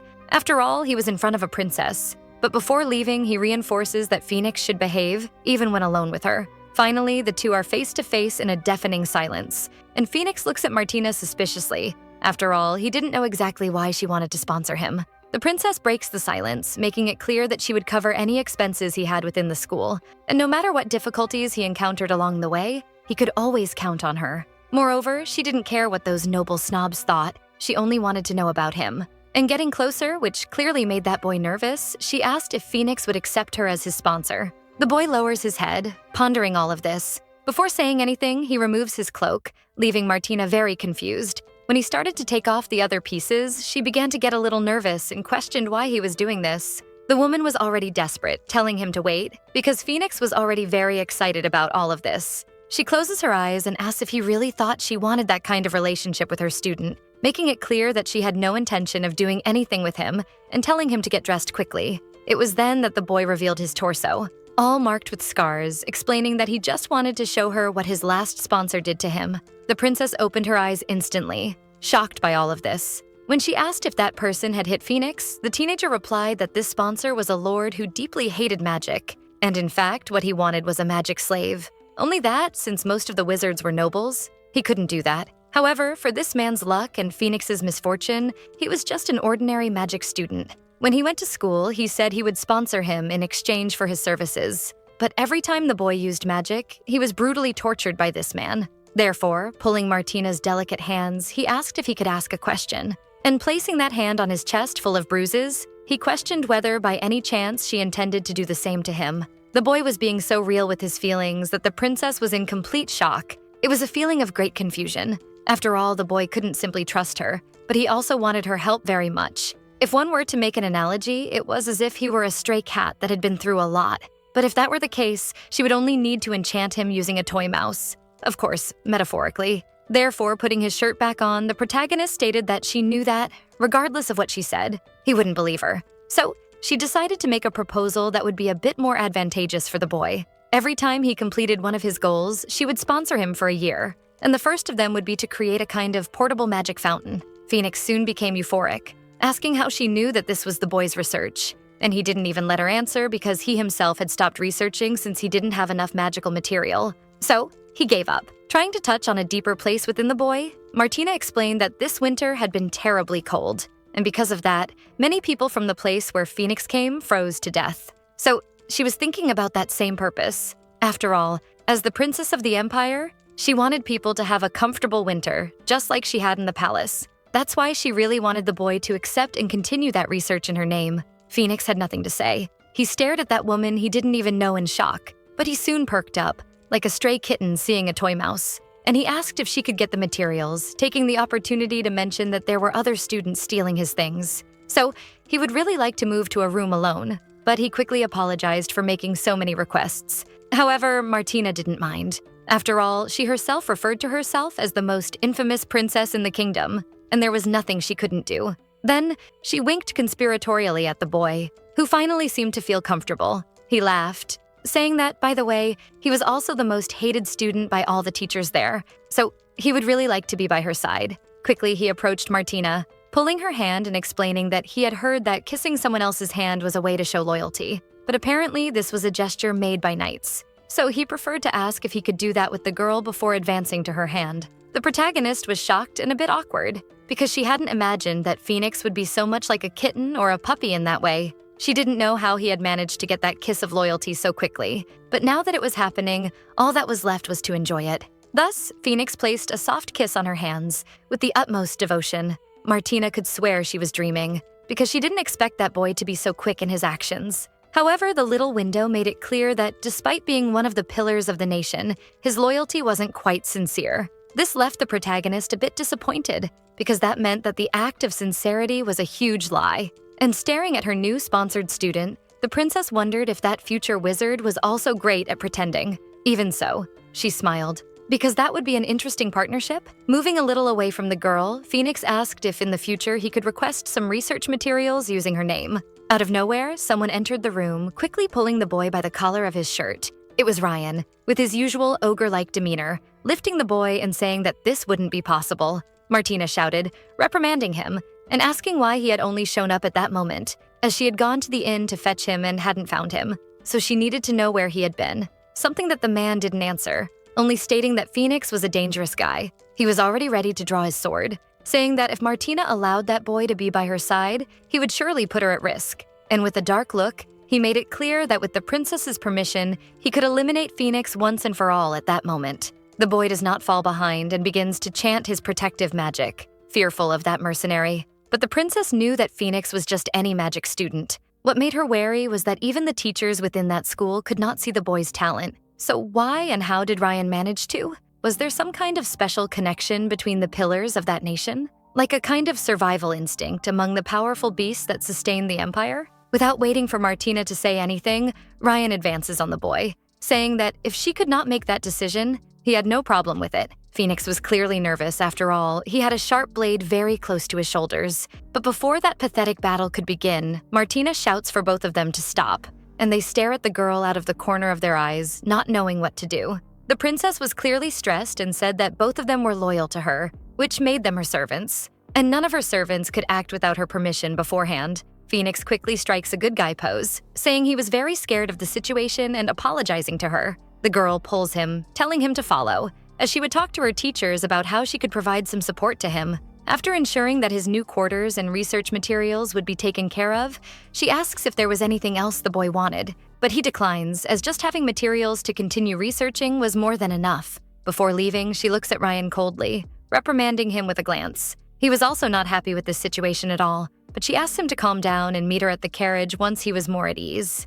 Before leaving the room, Phoenix sticks his tongue out at the mercenary, mocking him, and then he finally closed the door, leaving Ryan alone in that room full of hatred. He no longer knew what to do to protect his princess. Besides being upset because he had provoked anger in the girl, because of his impulsiveness, he let himself be carried away. The mercenary had an immense desire to kill anyone who might be a threat to the girl. It was as if he were going insane. Since the day he swore to be loyal to the princess, he began to dream of Martina every day. And Look, I don't know if there is therapy in this universe, but he should seek some. He remembered one of those dreams where he saw Martina with a cloak, as if she were hiding, revealing all her beauty only to him. He remembered how he would wake up confused about the true identity of this woman in his dreams. After all, in real life, Martina did not have short hair, but there were more pressing matters to worry about. He needed to find out, because every time the two were apart, he felt an intense pain in his chest. That only stopped when he was fighting someone. Amidst these daydreams, searching for an answer, Ryan wondered if perhaps this feeling was a result of the royal blood curse,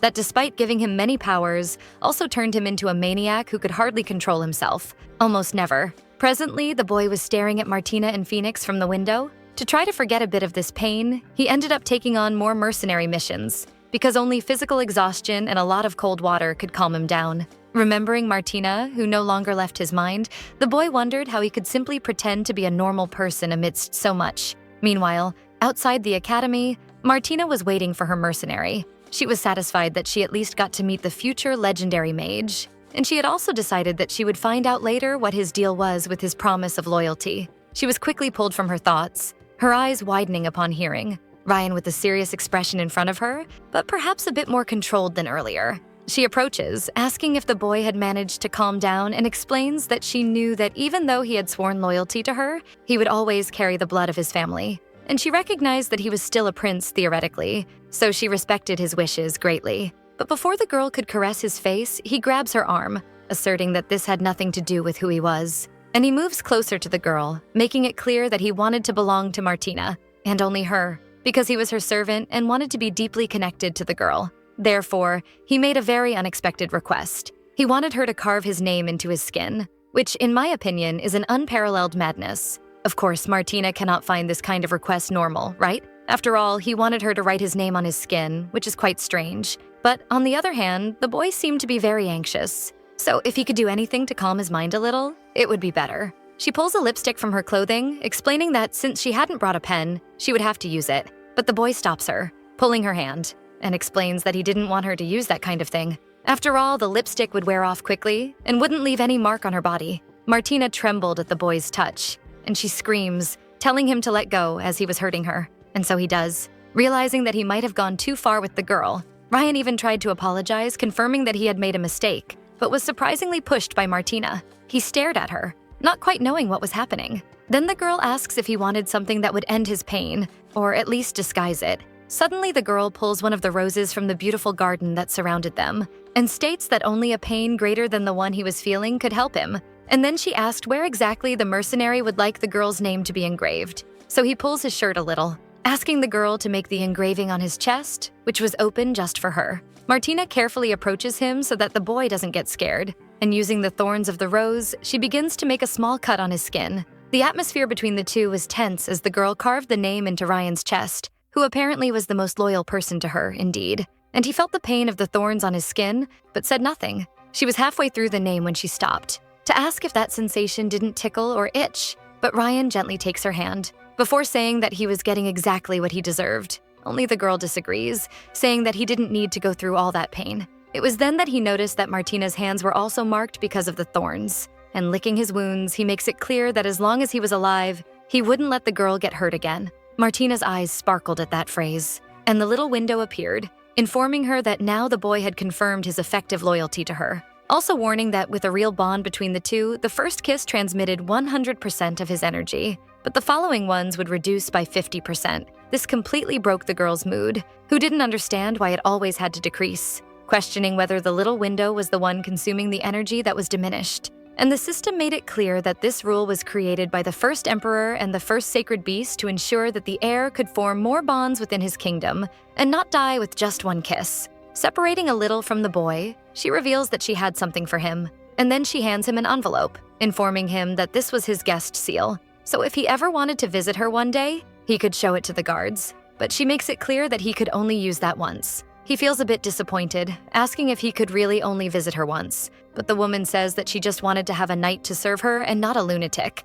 informing him that if he proved to be someone better, he might earn other invitations in the future. And then she says goodbye, informing him that they would see each other later, leaving that boy who was completely taken by the princess's charms alone, staring at that carriage moving further away. Ryan touches his chest carefully, certain that that night would be much better than the others. Inside the carriage, the atmosphere was quite different. Martina was scared because the only night she had turned out to be a total maniac. She couldn't forget the boy's face while he licked his blood off his hand. In fact, she had prepared 3 invitations for him initially, but this whole visit could make things even worse. She also had more things to think about at that moment, because she would have to learn to deal with Phoenix, who was a lying and treacherous cat. As for Ryan, he was like a crazy dog who could do any kind of craziness out of nowhere. And all this contact made the girl wonder if all the pillars of the nation were so dangerous. All of this was very exhausting for the princess, who just wanted to raise Lily in peace. Back at her castle, she was already heading to her room, and she couldn't even enter before Miel found her to say that Lily seemed to be getting sick. And then a warning came to Martina, who quickly asked what had happened, to which the servant replied that out of nowhere, the little creature's stomach had started to shrink, and she said she was feeling pain because of that, which was very strange since all Lily had eaten that day was milk and nothing else. The woman enters the room worried, asking the creature to let her see what was wrong. The little creature was in extreme suffering and felt its stomach hurting nonstop.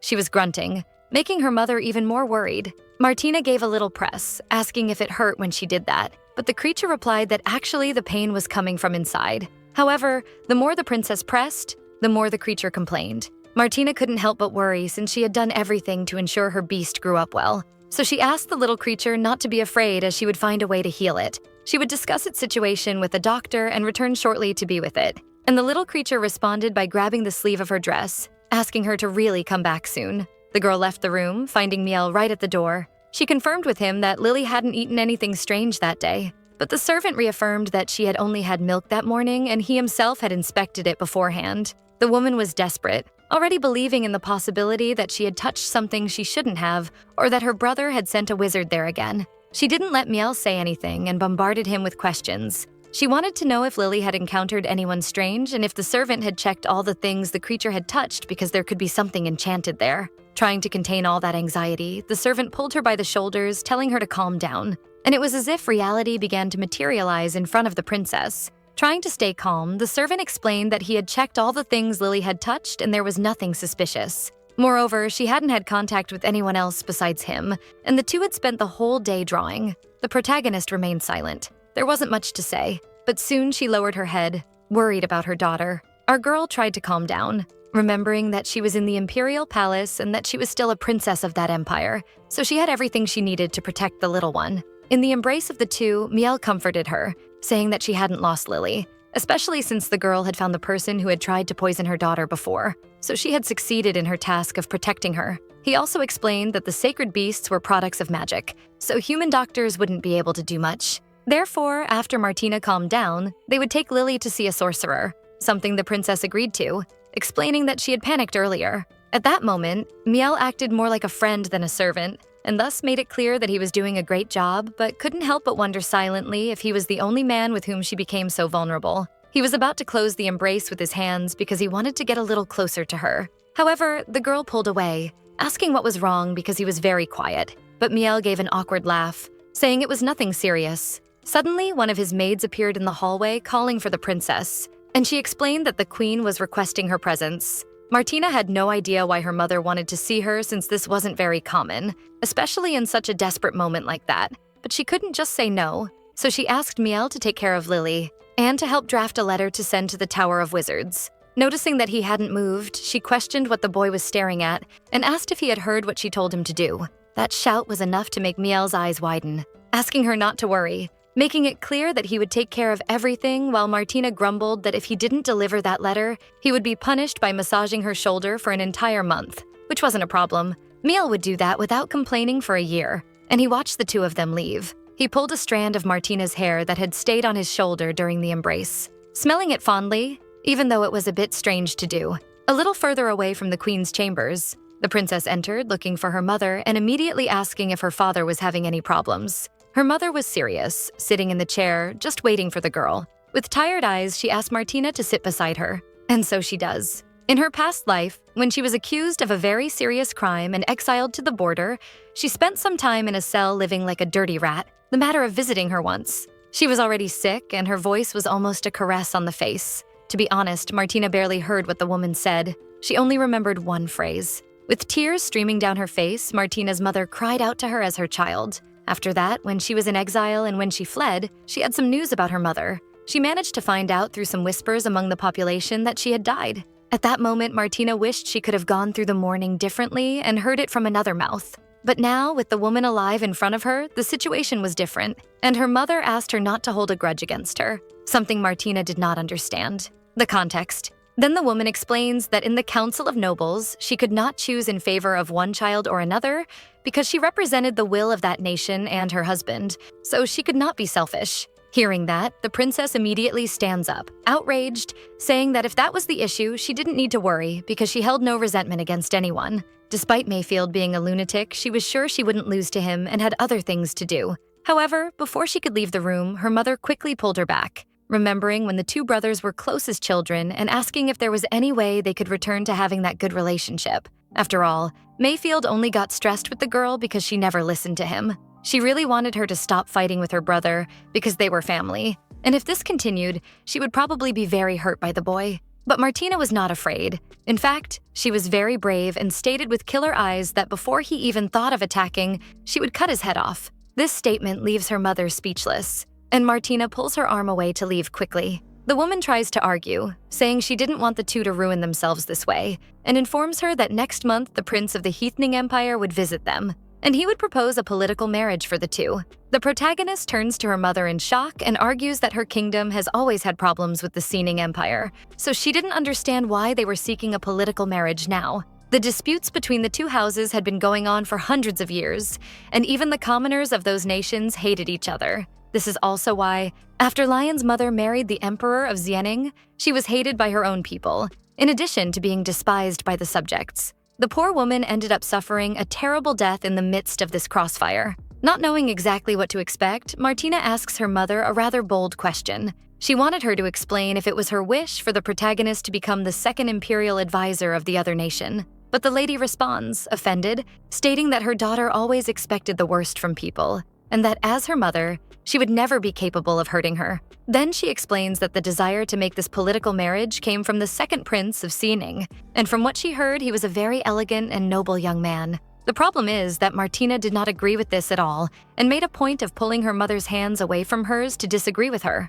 With a dark expression, the protagonist asserts that the sacred beast could only be raised within the Morand Empire. So if she married this prince, what would happen to Lily? The woman is serious when she states that she was also a mother and would never leave her child behind. Her words seem to surprise the Empress, who is left speechless. Then the girl turns her back, saying that Lily was sick, so she needed to leave, stating that if her mother had any time, she could visit her granddaughter whenever she wanted. And finally, she left the Empress there, silent, unable to believe her daughter's words. The lady keeps her head down, not knowing where she went wrong with Martina. And now, amidst tears, she knew she had no other choice. One of her maids consoled her while the woman lamented having to see her own children fighting until one of them was destroyed. But the maid tried to calm her, reminding her that the most important thing now was to take care of her health. Thus, she tries to guide the Empress to bed so she could rest a little, assuring her that things would be a bit better when she woke up. Meanwhile, far away from there, Lily was grumbling that she was still feeling strange. Martina held her like a true baby,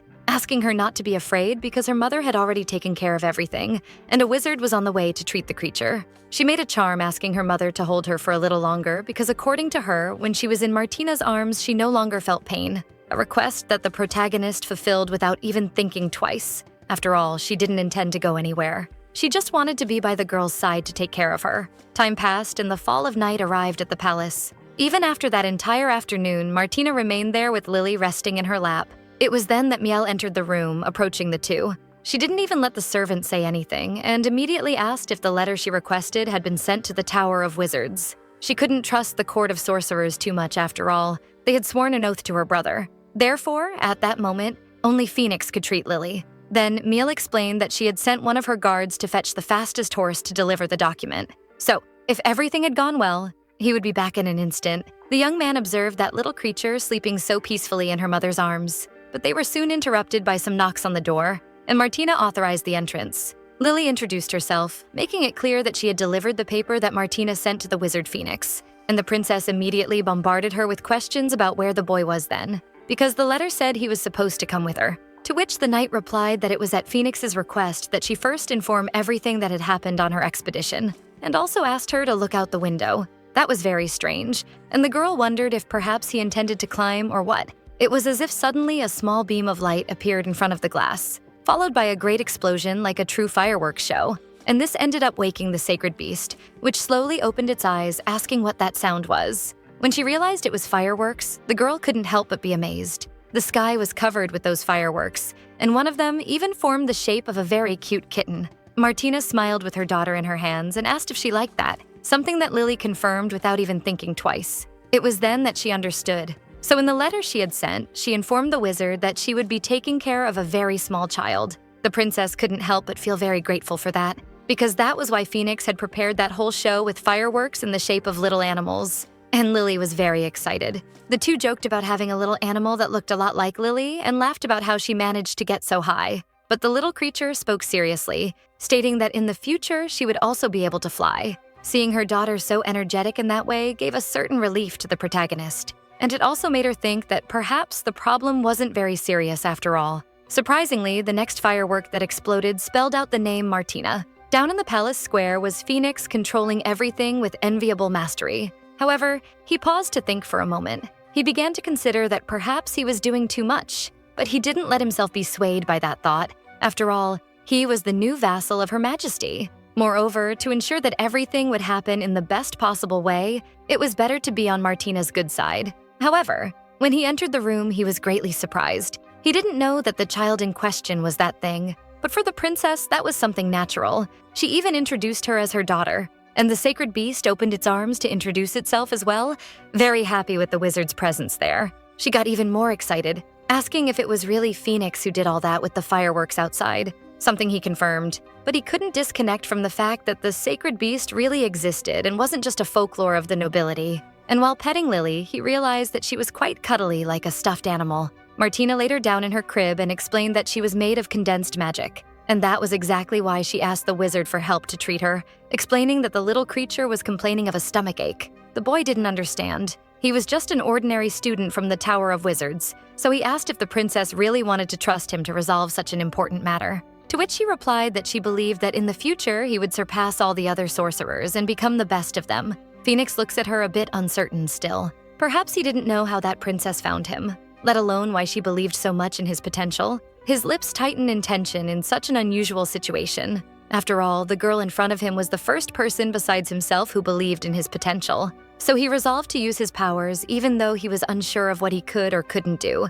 As he chanted that magic, he felt very uncomfortable. But finally, the boy had found the exact spot of the pain. The magic he was experiencing was very different from any other he had encountered, especially the human one. It was mysterious and immense. It made him think that this was the sacred beast carrying the fate of that empire. When he finally says something, it's to comment to Martina that the creature's body was very different from any existing human or animal. This was because it overflowed with pure magic. The creature even shone with how intense this magnetic energy was. But he explains that the problem in Lily's stomach came from a strange magic that had not been digested by her, and it ended up influencing the rest of her energy. This leaves Martina a bit worried. She suspects that this magic probably came from the second kiss of loyalty that Ryan gave to the princess. He remembered very well the face he had, and the little window informing that the energy transferred by kisses would decrease by 50%. When he asked if there was a way to solve this, Phoenix responded cheerfully, explaining that since she couldn't digest it, obviously she would need to do some exercise.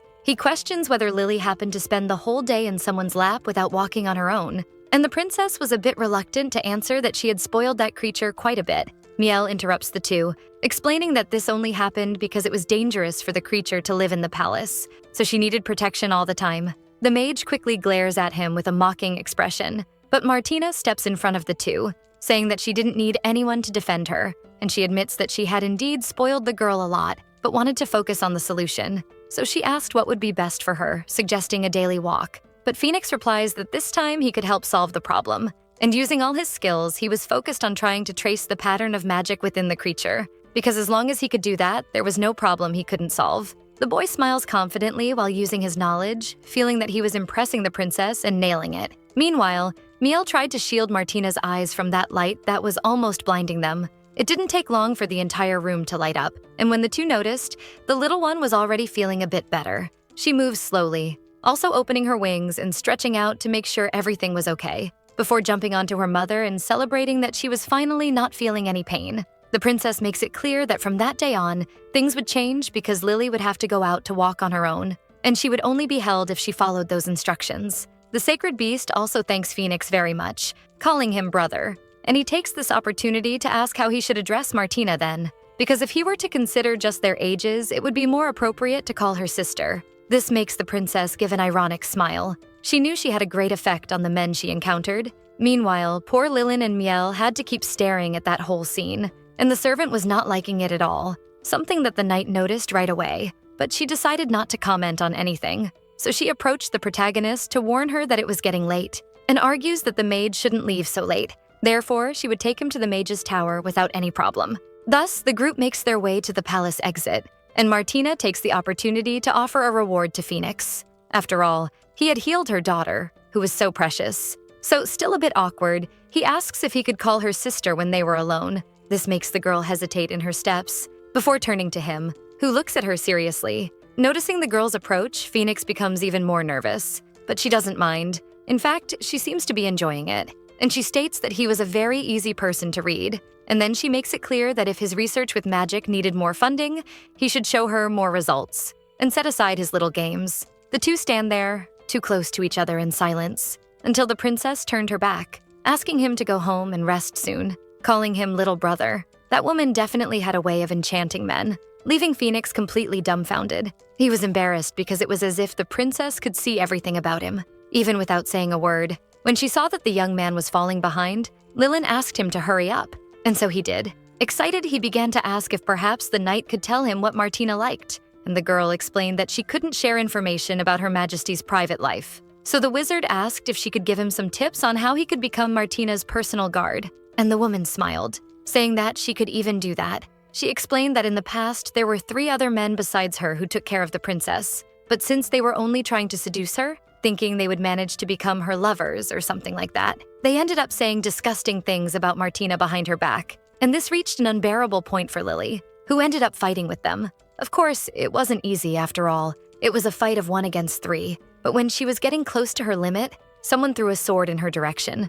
something that definitely took her by surprise. It had been Martina who threw that sword, and she didn't understand why, at least until she heard the princess telling her to give those idiots a good beating in her favor, stating that if she did that, she would become her only personal guard. Sometime later, the princess was already used to taking her sacred crossbow for walks in the palace gardens, and the nobles, the maids, and even the guards did not stop observing the little creature having fun with great passion. This was because they all adored Lily, and even the way they looked at the princess had changed. Now Martina conversed with these people calmly, always bringing Lily in her lap. That's why she thought it might be time to introduce her to high society, letting all the nobles know that Lily was her most precious daughter. Moreover, she could use this opportunity to find out how many nobles were leaning towards her brother's side. Mayfield was the only thing that still worried her, because she had to know how many of those high society snobs would have the courage to stand by her side to take over the empire. Although the nobles seemed very disunited, they all had their own factions and personal interests. Of course, due to her past, few people could stand Martina, and only the nobles with a terrible reputation were willing to take her side. And that was precisely why she ordered 3 types of invitations to be prepared. A letter for all the nobles, where she could probe those villains who were in her favor, and some people who were on the fence and might have changed their minds recently. The second was for all those who had already rejected her. It was like a threat, in a way she used to do before, and among those people were some nobles who belonged to her brother. And because of Mayfield's support, they had the courage to despise the girl. But there was a third group that was not afraid of threats. They received a letter with a kind of blackmail, saying that she would reward people double, regardless of the price they wanted. Of course, they were not the best guests, but they would certainly make great spies in the future.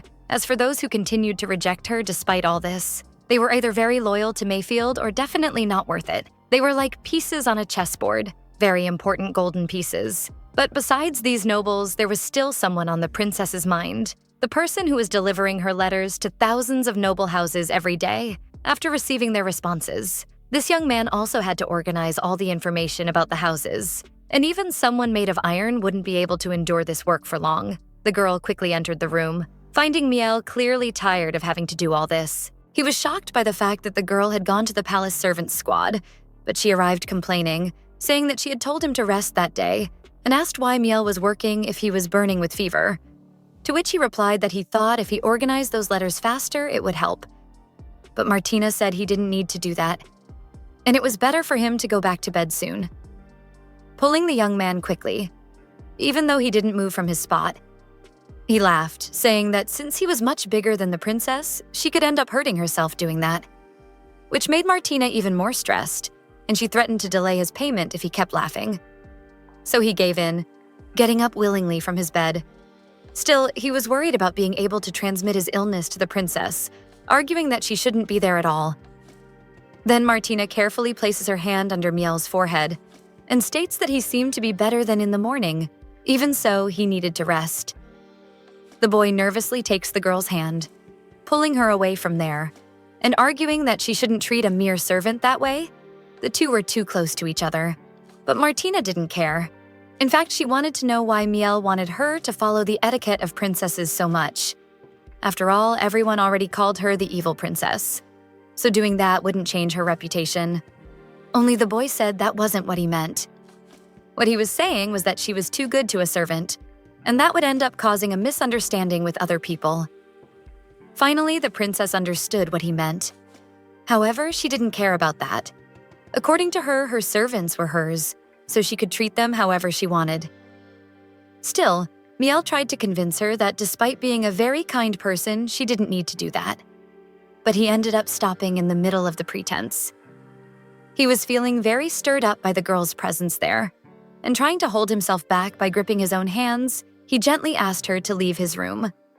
Because a princess shouldn't be wasting her precious time with a mere servant. Martina turned with sad eyes to the boy whom she secretly considered a friend, and she walked slowly to the door, trying to avoid looking back. She couldn't believe she had been rejected even by the servant. Far away from there, at the chief judge's residence, the princess's carriage arrived, and she was quickly welcomed by the household servants to be guided to her master. The girl followed the maid through the corridors, while Lily, who was in her lap, asked who they were going to meet. To which the princess replied that it was the most important judge of that nation. But the child had no idea what a judge was, so the girl simplified it, saying that if someone did something bad, it was the judge who decided what would happen to that person. But that didn't exactly give a very clear view of what this guy did. And the little creature even commented that it seemed quite scary. And for that reason, she would behave even better than usual. But Martina explained that she didn't need to do that. She could just be herself, because that old man wasn't a cruel person after all. Matthew Douglas, the chief judge, had been born to judge good and evil, and in his heart, the thin line that separated these two spheres was more important than anything else. In his past life, it was his hammer, the one responsible for sentencing the princess to a lifetime of exile. And now, there he was at the top of his palace like a true king. He was the first to return Martina's 3 invitations in that life. But now there it was, a tea with cookies on the table ready for her. He bowed to her, saying it was an honor to serve the princess, who also greeted him respectfully. Lily made a point of saying hello, although she was a bit shy and scared. And Matthew commented that he thought the sacred beast shouldn't leave the palace, because she needed to always be in a protected place and surrounded by people of royal blood. But Martina asked him not to worry, because she had brought many guards with her. Then she told Matthew to sit down. He sighed, knowing there was no way to go against all that stubbornness. Without further ado, the girl explained that she had come there to personally ask why he decided to decline the invitation to the creature's full moon party, to which he replied that he had explained in the letter he sent that he hadn't been feeling very well lately, and he didn't want to ruin the girl's party with a sickly appearance. But she counters by asking what he would say if he knew he was the only person she wanted to invite, because she wanted him to bless her so that she would have a soul as just as the judges. Even so, the guy says there were other people who deserved this honor more. Martina was in a tight spot, thinking about how she would argue with that old man who lived to argue with others. The girl clenches her fists, trying to contain her anger, and she explains that the fireplace in her room was very hot, so she was going to get some fresh air. But she asks him to keep her daughter company in the meantime because she was too fragile to accompany. The young man even tries to argue that this wasn't a good idea, but he is soon provoked by Martina, who questions whether he would really oppose doing something so trivial in Prudel. So with no more excuses to give, he has no choice but to give in to Martina's wishes. When she reached the porch, she made a point of stretching. That tense atmosphere was doing her no good, but but she also knew that this whole fight was pure acting for her to get what she wanted. In fact, she had arranged everything perfectly with Lily about what to do. The creature felt like a movie star. It was definitely better for the princess to tone down the fantasy books than little Lily. In her past life, due to Mayfield's schemes, she was sentenced to death, as we already know. But the supreme judge persuaded the other nobles until that sentence was reduced to mere exile.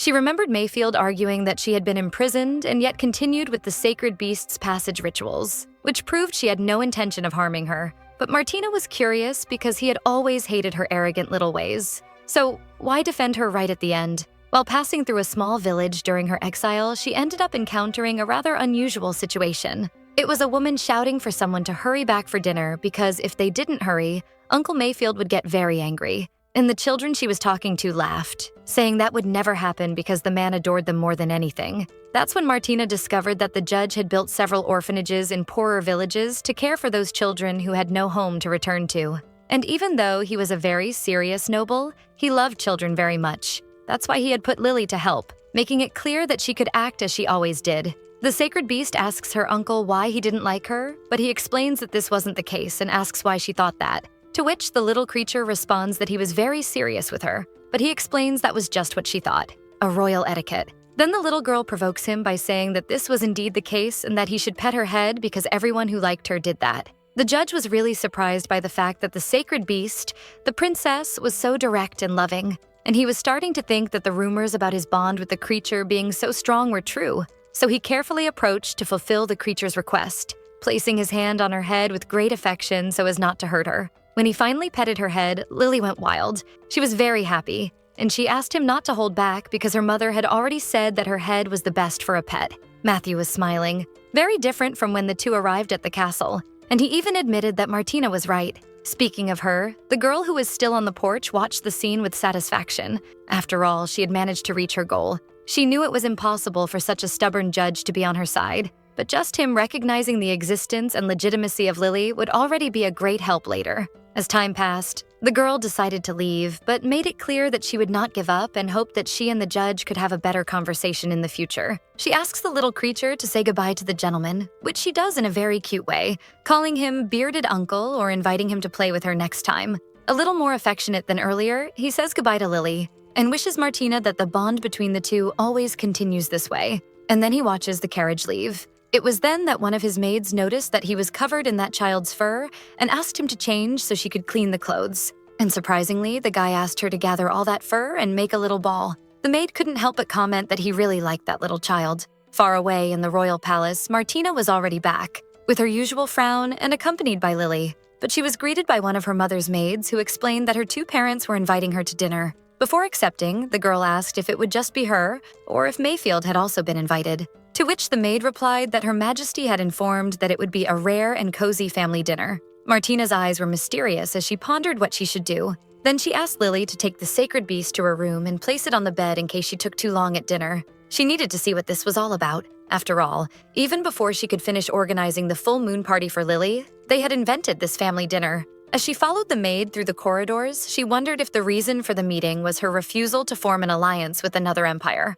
Or perhaps Mayfield had tried to do something else. Even so, she was sure it wouldn't be anything good. This was because, as it was the largest royal family in the empire, that house felt like a suffocating prison. Her father, Gardner Morand, was a cold-hearted politician who married the daughter of another noble, and before their marriage, they hadn't even met. Her mother, Isabel Milan, was a gentle and fragile noble girl at that time. She carried many romantic fantasies into her marriage, but all she received from her husband was indifference. She even thought that if she became the perfect empress, she would receive love in return. Therefore, she dedicated her entire life to learning etiquette and walking on eggshells to manage things. And she made sure to raise Martina and her brother with the same restrictions. Curiously, those times when both were subjected to the same reality as their mother were the times when Mayfield and she were closest. She remembered a day when the boy was staring at her during one of her lessons. Noticing her sister's affection as she read a book, the little boy turned to their mother, noticing that Martina seemed very tired, and asked if he could take her for a walk inside their library, something that Isabel allowed, making it clear that they had to return soon because he needed to finish reading the entire history book of the Imperial Wars that same day. And so they went, in that immense palace, and in that library surrounded by books that they couldn't even count. Mayfield held his sister's hand while the little girl tried not to fall asleep. She asked if he had made up that excuse just to avoid studying, as he was certainly not keeping her company out of kindness. But he scolded her, saying that she needed to speak more quietly. And since she had figured out his whole plan, he could play a little with her, suggesting that they play hide-and-seek in the library, something that the little girl accepted without a second thought, because it was much more exciting than reading any book that was inside. Hide-and-seek was a game that the two siblings loved to play frequently, and he came up with this idea because Isabel insisted on keeping them locked in the library all day. So the little boy opened one of the books, saying that today it was his turn to hide. So he would use that book. Basically, the person responsible for hiding would choose a book and place a piece of paper inside it, and then they could hide it on any shelf in the library.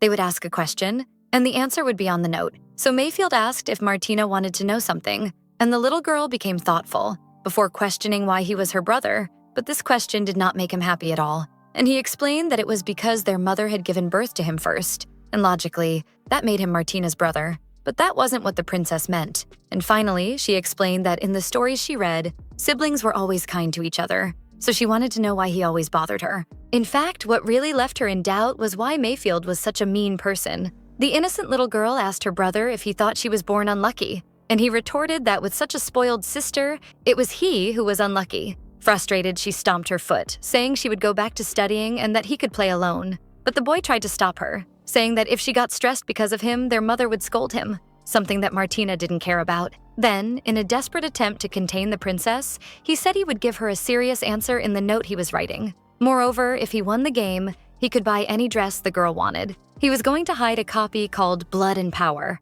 Thus, the protagonist set off in search of the book. She knew that if the cause of the two ended before she found it, Mayfield would win. That's why she always worked very hard. But that day, she didn't seem to be very lucky. However, she didn't really care since she already had several beautiful dresses in her wardrobe, and she was only playing that game because she wanted to defeat Mayfield. It was then that a book slightly protruding from the shelf caught her attention. It was definitely the one the princess was looking for. However, she couldn't reach it without help. It didn't take long for her brother to approach, offering that help to hurt her pride. And it worked since the little girl turned around, stressed, denying the help and accusing him of having placed the book up high on purpose. Continuing the provocation, Mayfield reached out to grab the book, and he made it clear to Martina that if she begged, he could help, and in this way, he would still count it as a victory for her. The princess couldn't believe what her brother was doing. He was the person she hated the most at that moment. Hearing those harsh words from his sister, the little boy suggested that she could admit her defeat, and since he was her brother, he wouldn't punish her for it.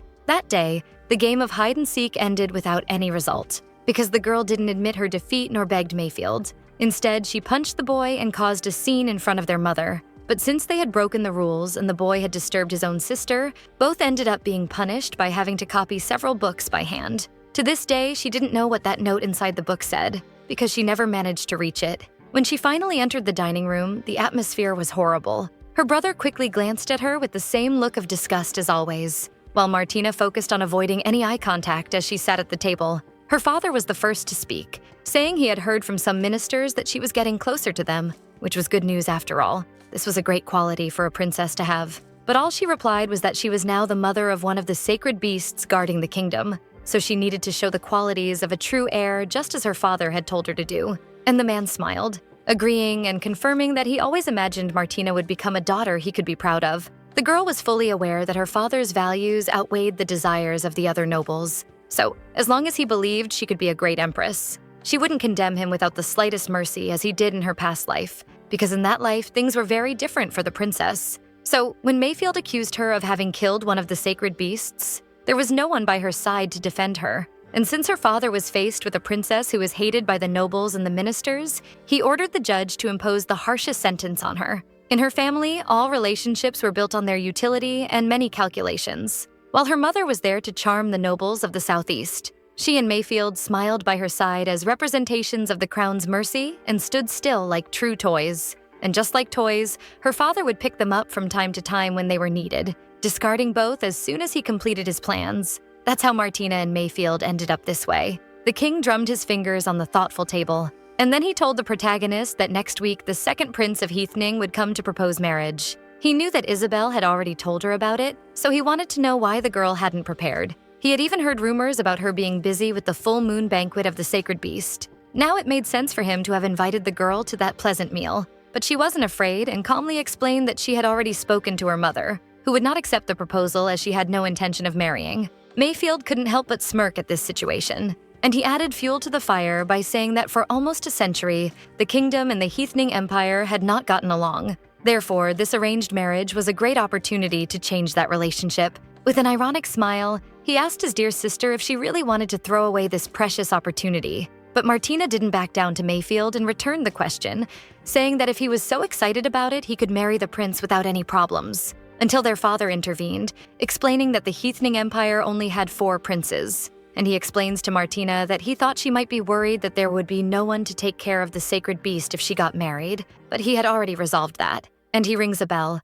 summoning Louise to bring those people, who enters a room timidly, causing Martina to stand up with great tension. Isabel enters the room with 2 children holding her hands, and she explains that they were her sacred beasts, and that the kingdom had discovered a magic that allowed them to take on human form, for the first time in the history of the empire. Therefore, they did not need to worry about the creatures, because she herself would take care of both and would do everything to ensure they lived well. Again, the woman insisted that her daughter accept the marriage. The girl understood everything that was happening. They wanted to use Lily to force her to marry someone she didn't even want to. She was tense. She didn't know what kind of magic had been used on the girl, and she really wanted to know why she had transformed into that. A small window appears informing that the bonds between the sacred beast and its guardian had been damaged. The lady caresses the children's hands, showing her daughter how well-mannered the 2 were, and she would take very good care of them. So Martina and Mayfield should just listen to what the king had to say and serve the nation. The woman still assures that she would treat these creatures as her own granddaughters. It was then that she realized she still didn't know the name of her brother's sacred beast, introducing him as Siegfried, a very heroic name for that lady. This whole situation was very strange for Martina because those 2 children did not react to anything, as if they were being controlled, so she knew there was something wrong with that magic. Turning to her brother, she wondered if he even knew about this, but the boy's eyes were dark, and the protagonist did not know the reason for his serious expression at that moment. Apparently, her father and mother had not said anything about it, but if that were really the case, Martina could use it to her advantage. She sits down again, saying that since her mother would take care of the 2 children, she could rest. However, she argues that a sacred beast becoming a human was something historic in the kingdom, so it might be good to announce this miracle to the public. This time, she is the one who taps the table, sending a discreet signal to Mayfield. She knew that the thing that united everyone in the kingdom was the opinion that sacred beasts should be protected, so she needed to expose that. Because only by revealing it to the nobles and citizens could she ensure that no one would harm these creatures. Martina knew she couldn't trust anyone in that family, not even her father. She had already sent a signal to Mayfield, and if he was as smart as she thought he was, he would understand. Speaking of the boy, he soon opened an ironic smile, agreeing with his sister that it would be great to announce that the 2 sacred beasts had turned into humans on the same day. Arguing with their mother that if they didn't do this, his treacherous little sister would tell people that she managed to achieve this feat before him. The king gave the final word, saying it was a good idea and that he would consider it, surprising both Martina and her brother. However, he made it clear that this would only happen after they did everything they were supposed to do.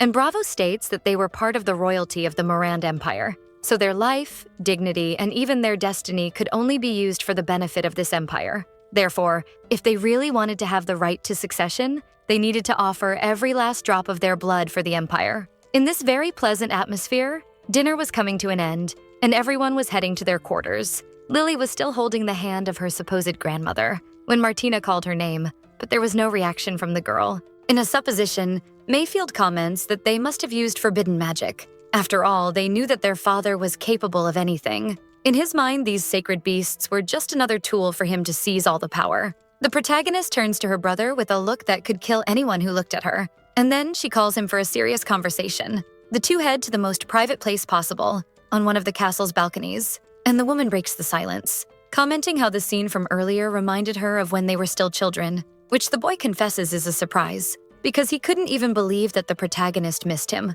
Sensing the direction of that conversation, the girl makes it clear that if he didn't want to talk, he didn't need to have responded to the signal he gave at the table earlier. Then, losing a bit of his tough guy pose, Mayfield confirms that he knew what she was talking about when their father swapped them when they were still children, and she can't help but point out that they were roughly the age of the sacred beasts in their human form. But of course, the prince can't hold back and comments that actually she was a bit smaller. Ignoring that, she recalls that several noble families in the past joined in a rebellion, catching the Empire off guard. And despite him negotiating with those nobles in front of others, he was already preparing a way to take out and end the lives of his enemies. Moreover, their father even had the audacity to swap them as hostages to ensure that his enemies would lower their guard a bit. And Mayfield remembers that after that, they spent a year locked in a stable with a terrible smell. He also remembered one of those arrogant nobles who thought they had already won the battle and ignored any threat trying to take the girl. It was almost pathetic. All it took was for Mayfield to cut him with a piece of horseshoe.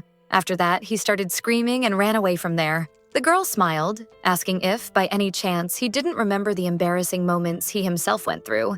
And she made a point of commenting on how he ended up getting malaria and spent days with a fever, while Martino had to beg to get some medicine for the prince. When all this happened, they barely spoke to each other because talking too much made them even hungrier. They were like a pair of stray dogs that no one wanted. Still, they were united. The two toast amidst laughter, recalling that when their father finally won, he thought the siblings were already dead. But to his misfortune, they were very much alive. The young man rests his wine glass on the counter, before asking if the girl didn't want the sacred beasts to be used as hostages and therefore wanted help to recover them. He understood perfectly, even without her explaining. But Mayfield would like to know what he would gain in return for this help, and Martina thought for a moment, seriously, before responding. Opening her heart for the first time in years, she explains that he was her only brother and the only person she could minimally count on. But the young man quickly pulls her face so she looks at him, saying that she was a great actress. Changing her posture, Martina gets straight to the point, asking what he wanted,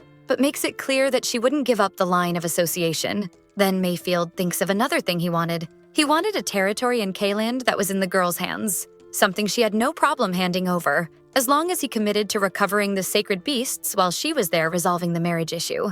Thus, they seal an agreement with the guarantee that Mayfield would do the possible and the impossible. But before she leaves the balcony, she congratulates the protagonist for becoming family again, calling her dear sister. Inside the castle, the girl walked, thinking about the conversation. She knew she couldn't trust her brother 100%, but that agreement would be enough for him not to turn against her while her father forced her into this marriage. However, she had no idea what to do about this last part. However, her thoughts were interrupted when she entered her room and found a terrible scene. Miel was completely injured, being bandaged with the help of Lilin and Louise. So, she immediately asked what had happened. Then, Louise approached and explained that Martina had asked her to take the sacred beast directly to her room, but shortly after that, the queen arrived saying that she was the one who should take the beast. And with her were 12 guards, so the three couldn't stop the woman. Miel ended up injured, precisely trying to recover the sacred beast. And the servant apologizes because due to his fault, he couldn't protect Lily. The princess looks deeply at him, thinking about what to say to that young man. But before she speaks, she asks her maids to wait outside, something both quickly agree to. Then she approaches Miel and asks if he was hurt, asking to see up close. The girl tries to touch him carefully, and even so, the butler remains apprehensive, arguing with her the same thing as always, that she was a noble princess and shouldn't be looking at a male body so closely. But she simply replies that it was okay because she had seen other men before this. And this statement manages to floor Miel, who should be more worried about his own health than about jealousy. Even so, he maintains his speech, saying that he didn't deserve this care because he was just a servant. And he changes the subject by asking if the girl happened to know where Lily was. After all, he was also quite worried, as it seemed there was some resentment among the people brought by the queen. Without much fanfare, Martina explains that her mother had used some kind of magic to turn the creature into a human being, but Lily didn't seem well at all. Basically, they were using her as a way to blackmail Martina into a political marriage. She explains that they also took her brother's sacred beast, so she ended up with few options, besides joining him for now. This indeed surprises Miel, and he asks, indignantly, if the girl had really asked Mayfield for help.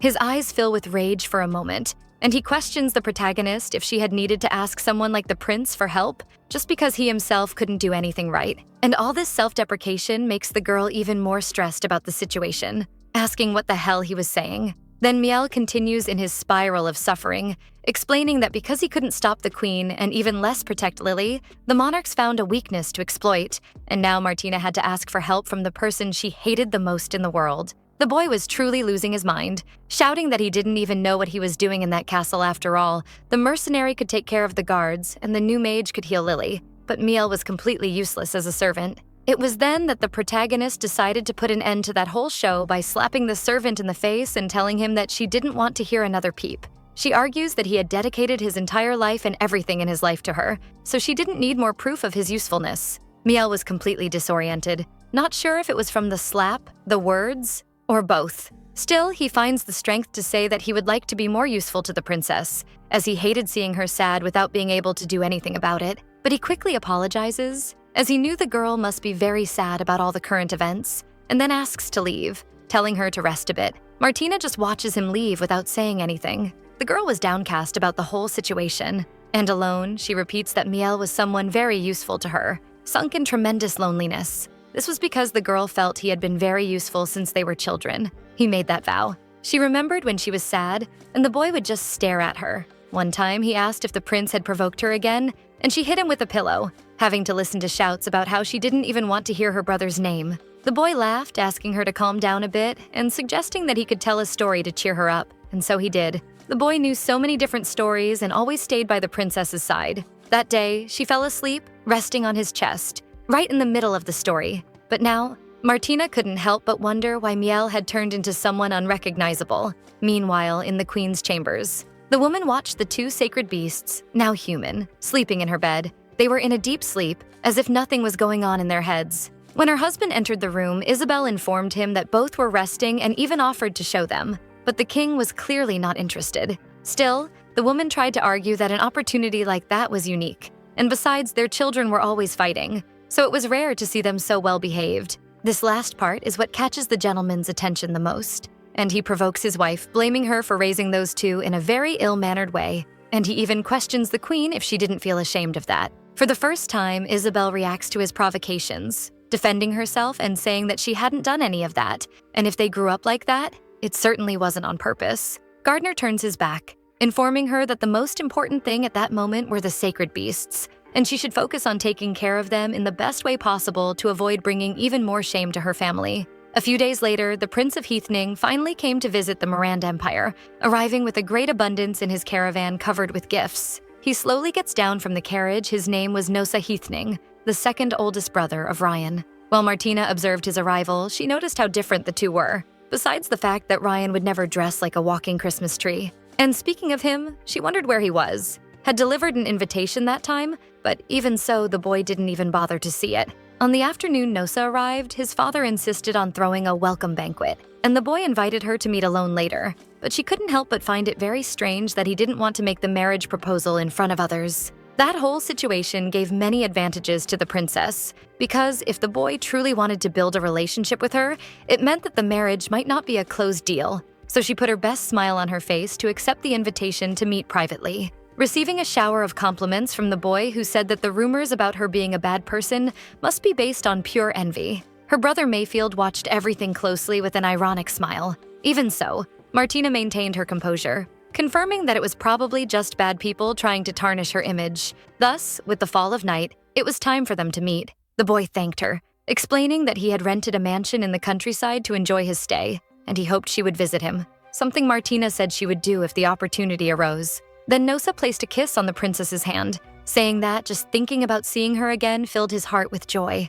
However, the little window soon revealed that besides not being a pillar of the nation, the boy also had no sense of loyalty towards the princess, who smiled ironically, for she knew that despite being a prince, Nosa was nothing but a complete fool. The next day, the girl was bombarded by Louise, showing options for dresses that would be perfect for a date with the prince. According to her, they were new designs from the kingdom's official tailor, and she wanted to know her opinion, but she didn't like either of them and asked for a simpler option. The maid tried to argue that since she and Nosa would have a date that day, she needed to wear something nice. But that didn't matter to the princess, who repeated her orders, explaining that she didn't even like that boy. If she were honest, if her father wasn't keeping Lily captive, she wouldn't have accepted that invitation to begin with. She had gone to visit her daughter earlier in the room where she was, but her mother blocked her at the door and only let her look from there. The little girl still hadn't woken up, and the system created by the prophet couldn't connect with her. So all she could do for now was yield and accept that invitation. Maybe it would be good for her to find some weakness in that idiot.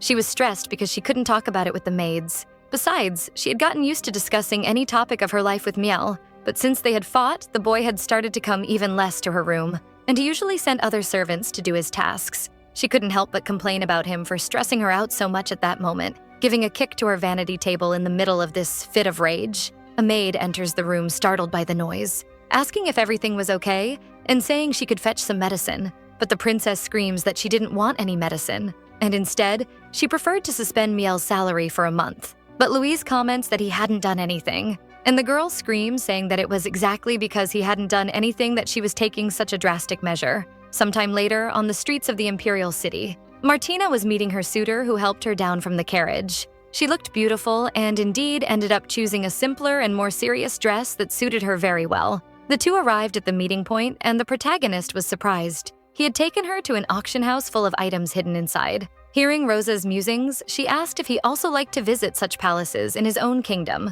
something he confirmed, because he had grown tired of the more public forms of entertainment. So, he preferred to enjoy pleasures that would surely send people to hell afterward. He was probably one of those sadists. But that didn't impress Martina, who looked at him with indifference. After all, she didn't even want to be there. While adjusting herself, he explained that most nobles wore those masks, while the commoners tried their luck and showed their faces, perhaps to be noticed by other nobles. While he helped her put on her mask, the protagonist commented that he seemed to know a lot about that place, and that's why she was sure the day would be great. Whispering in her ear, Nosa affirmed that with him, for sure, the princess would experience endless pleasure. Trying to provoke the boy, Martina confesses that she had heard that the king did not approve of nobles engaging in such activities, and she asks if the prince was not concerned about the consequences of that. This seems to leave Nosa somewhat tense while he helped the girl, but he asks her not to worry about it, as he would protect her from anything. Besides, his father was getting old, so he probably wouldn't last much longer. Their conversation was interrupted by a scream from Martina.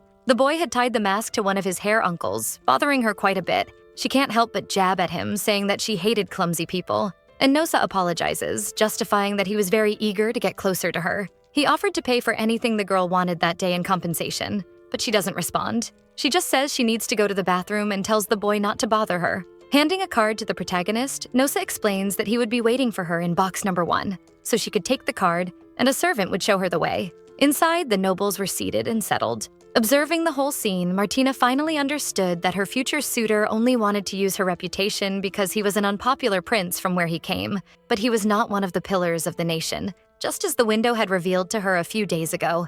So marrying him could even ease some tension between their nations and expand her father's power. But being married to an incompetent husband would only make her a completely disposable pawn. While scanning the people present, she ended up recognizing someone. It was Phoenix with a serious face, and the girl had no idea what he was doing there. But this was a great opportunity for her. She dismisses the deer that was guiding her and explains that he could go because she already knew the way. The presenter announces a magical crystal coming from the enchanted forest as the next item in the auction. It was a gem that was born from the corpses of magical beasts, and the bids were to start at 3,000 coins, something Phoenix quickly accepted. The bids continued competitively among the people there. In the midst of all this confusion, Martina ended up sitting next to her sponsored boy, who seemed not to have recognized her. Observing those movements, the woman suggests that it might be better to start the bids now because he would need to observe his opponent's strategy. But the boy responds quite rudely, asking who she was and telling her to mind her own business. He couldn't help but comment on how it was a coincidence to find so many red-haired nobles in recent days.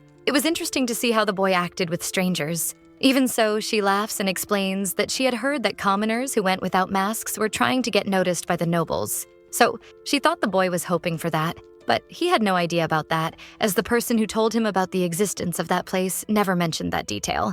And Martina responds by commenting that he was quite handsome, so she was sure many nobles would be interested in him, which gives him a great idea. He completely changes his approach, trying to appear as a servant, and asks if that lady was interested in him too, making it clear that he was a noble and very expensive. The girl needs to cover her face with a fan to hide that she was about to burst out laughing, and she asks how expensive exactly, because she was an only daughter of a viscount, so she didn't have that much money. His expression changes quickly and he steps away from the woman, telling her not to bother him if that was the case, suggesting that if she liked that kind of sponsorship game, it would be better to find someone cheaper than him. The woman asks how he could have the courage to say that to the daughter of a viscount, and he responds by asking if all nobles were like her, trying to humiliate others without even thinking, to which she retorts wanting to know how intelligent the boy was. And Phoenix explains that only super intelligent people could learn magic. In the midst of this, the auction boy was already at 3,900 gold coins to win the prize,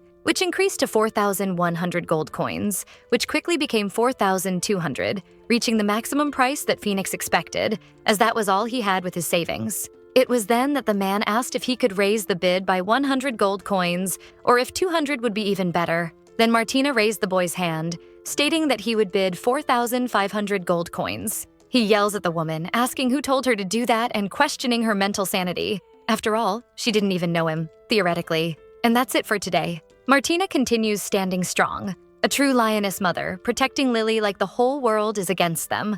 And honestly, after everything she went through in her past life, it makes perfect sense that she's this determined. The scene of Lily's birth was truly beautiful. You can really feel Martina's relief, like she had been waiting for that moment for years. And then we have Ryan. Officially, he showed up as an ally. But let's be honest, the way he lifted her onto that horse like he just walked out of a historical romance novel, that has potential. For now, sure. It's just alliance and loyalty, but the way they look at each other says a lot. I wouldn't be surprised if this turns into romance later. And if it does, it's going to cause trouble for a lot of people. Meanwhile, Mayfield continues being the kind of man we're all grateful isn't part of our family. He simply does not give up on ruining everyone's life. Now I want to hear from you. Do you think Martina and Ryan make a good match? Should she even open space for romance right now? Or is it too soon? And what do you imagine for Lily's future? Share your thoughts in the comments. I love reading your theories. The story is called She Will Tame the Heroes, and I've covered up to chapter 23. If you enjoyed the video, make sure to like and subscribe so you don't miss the continuation. Kisses, and see you next time.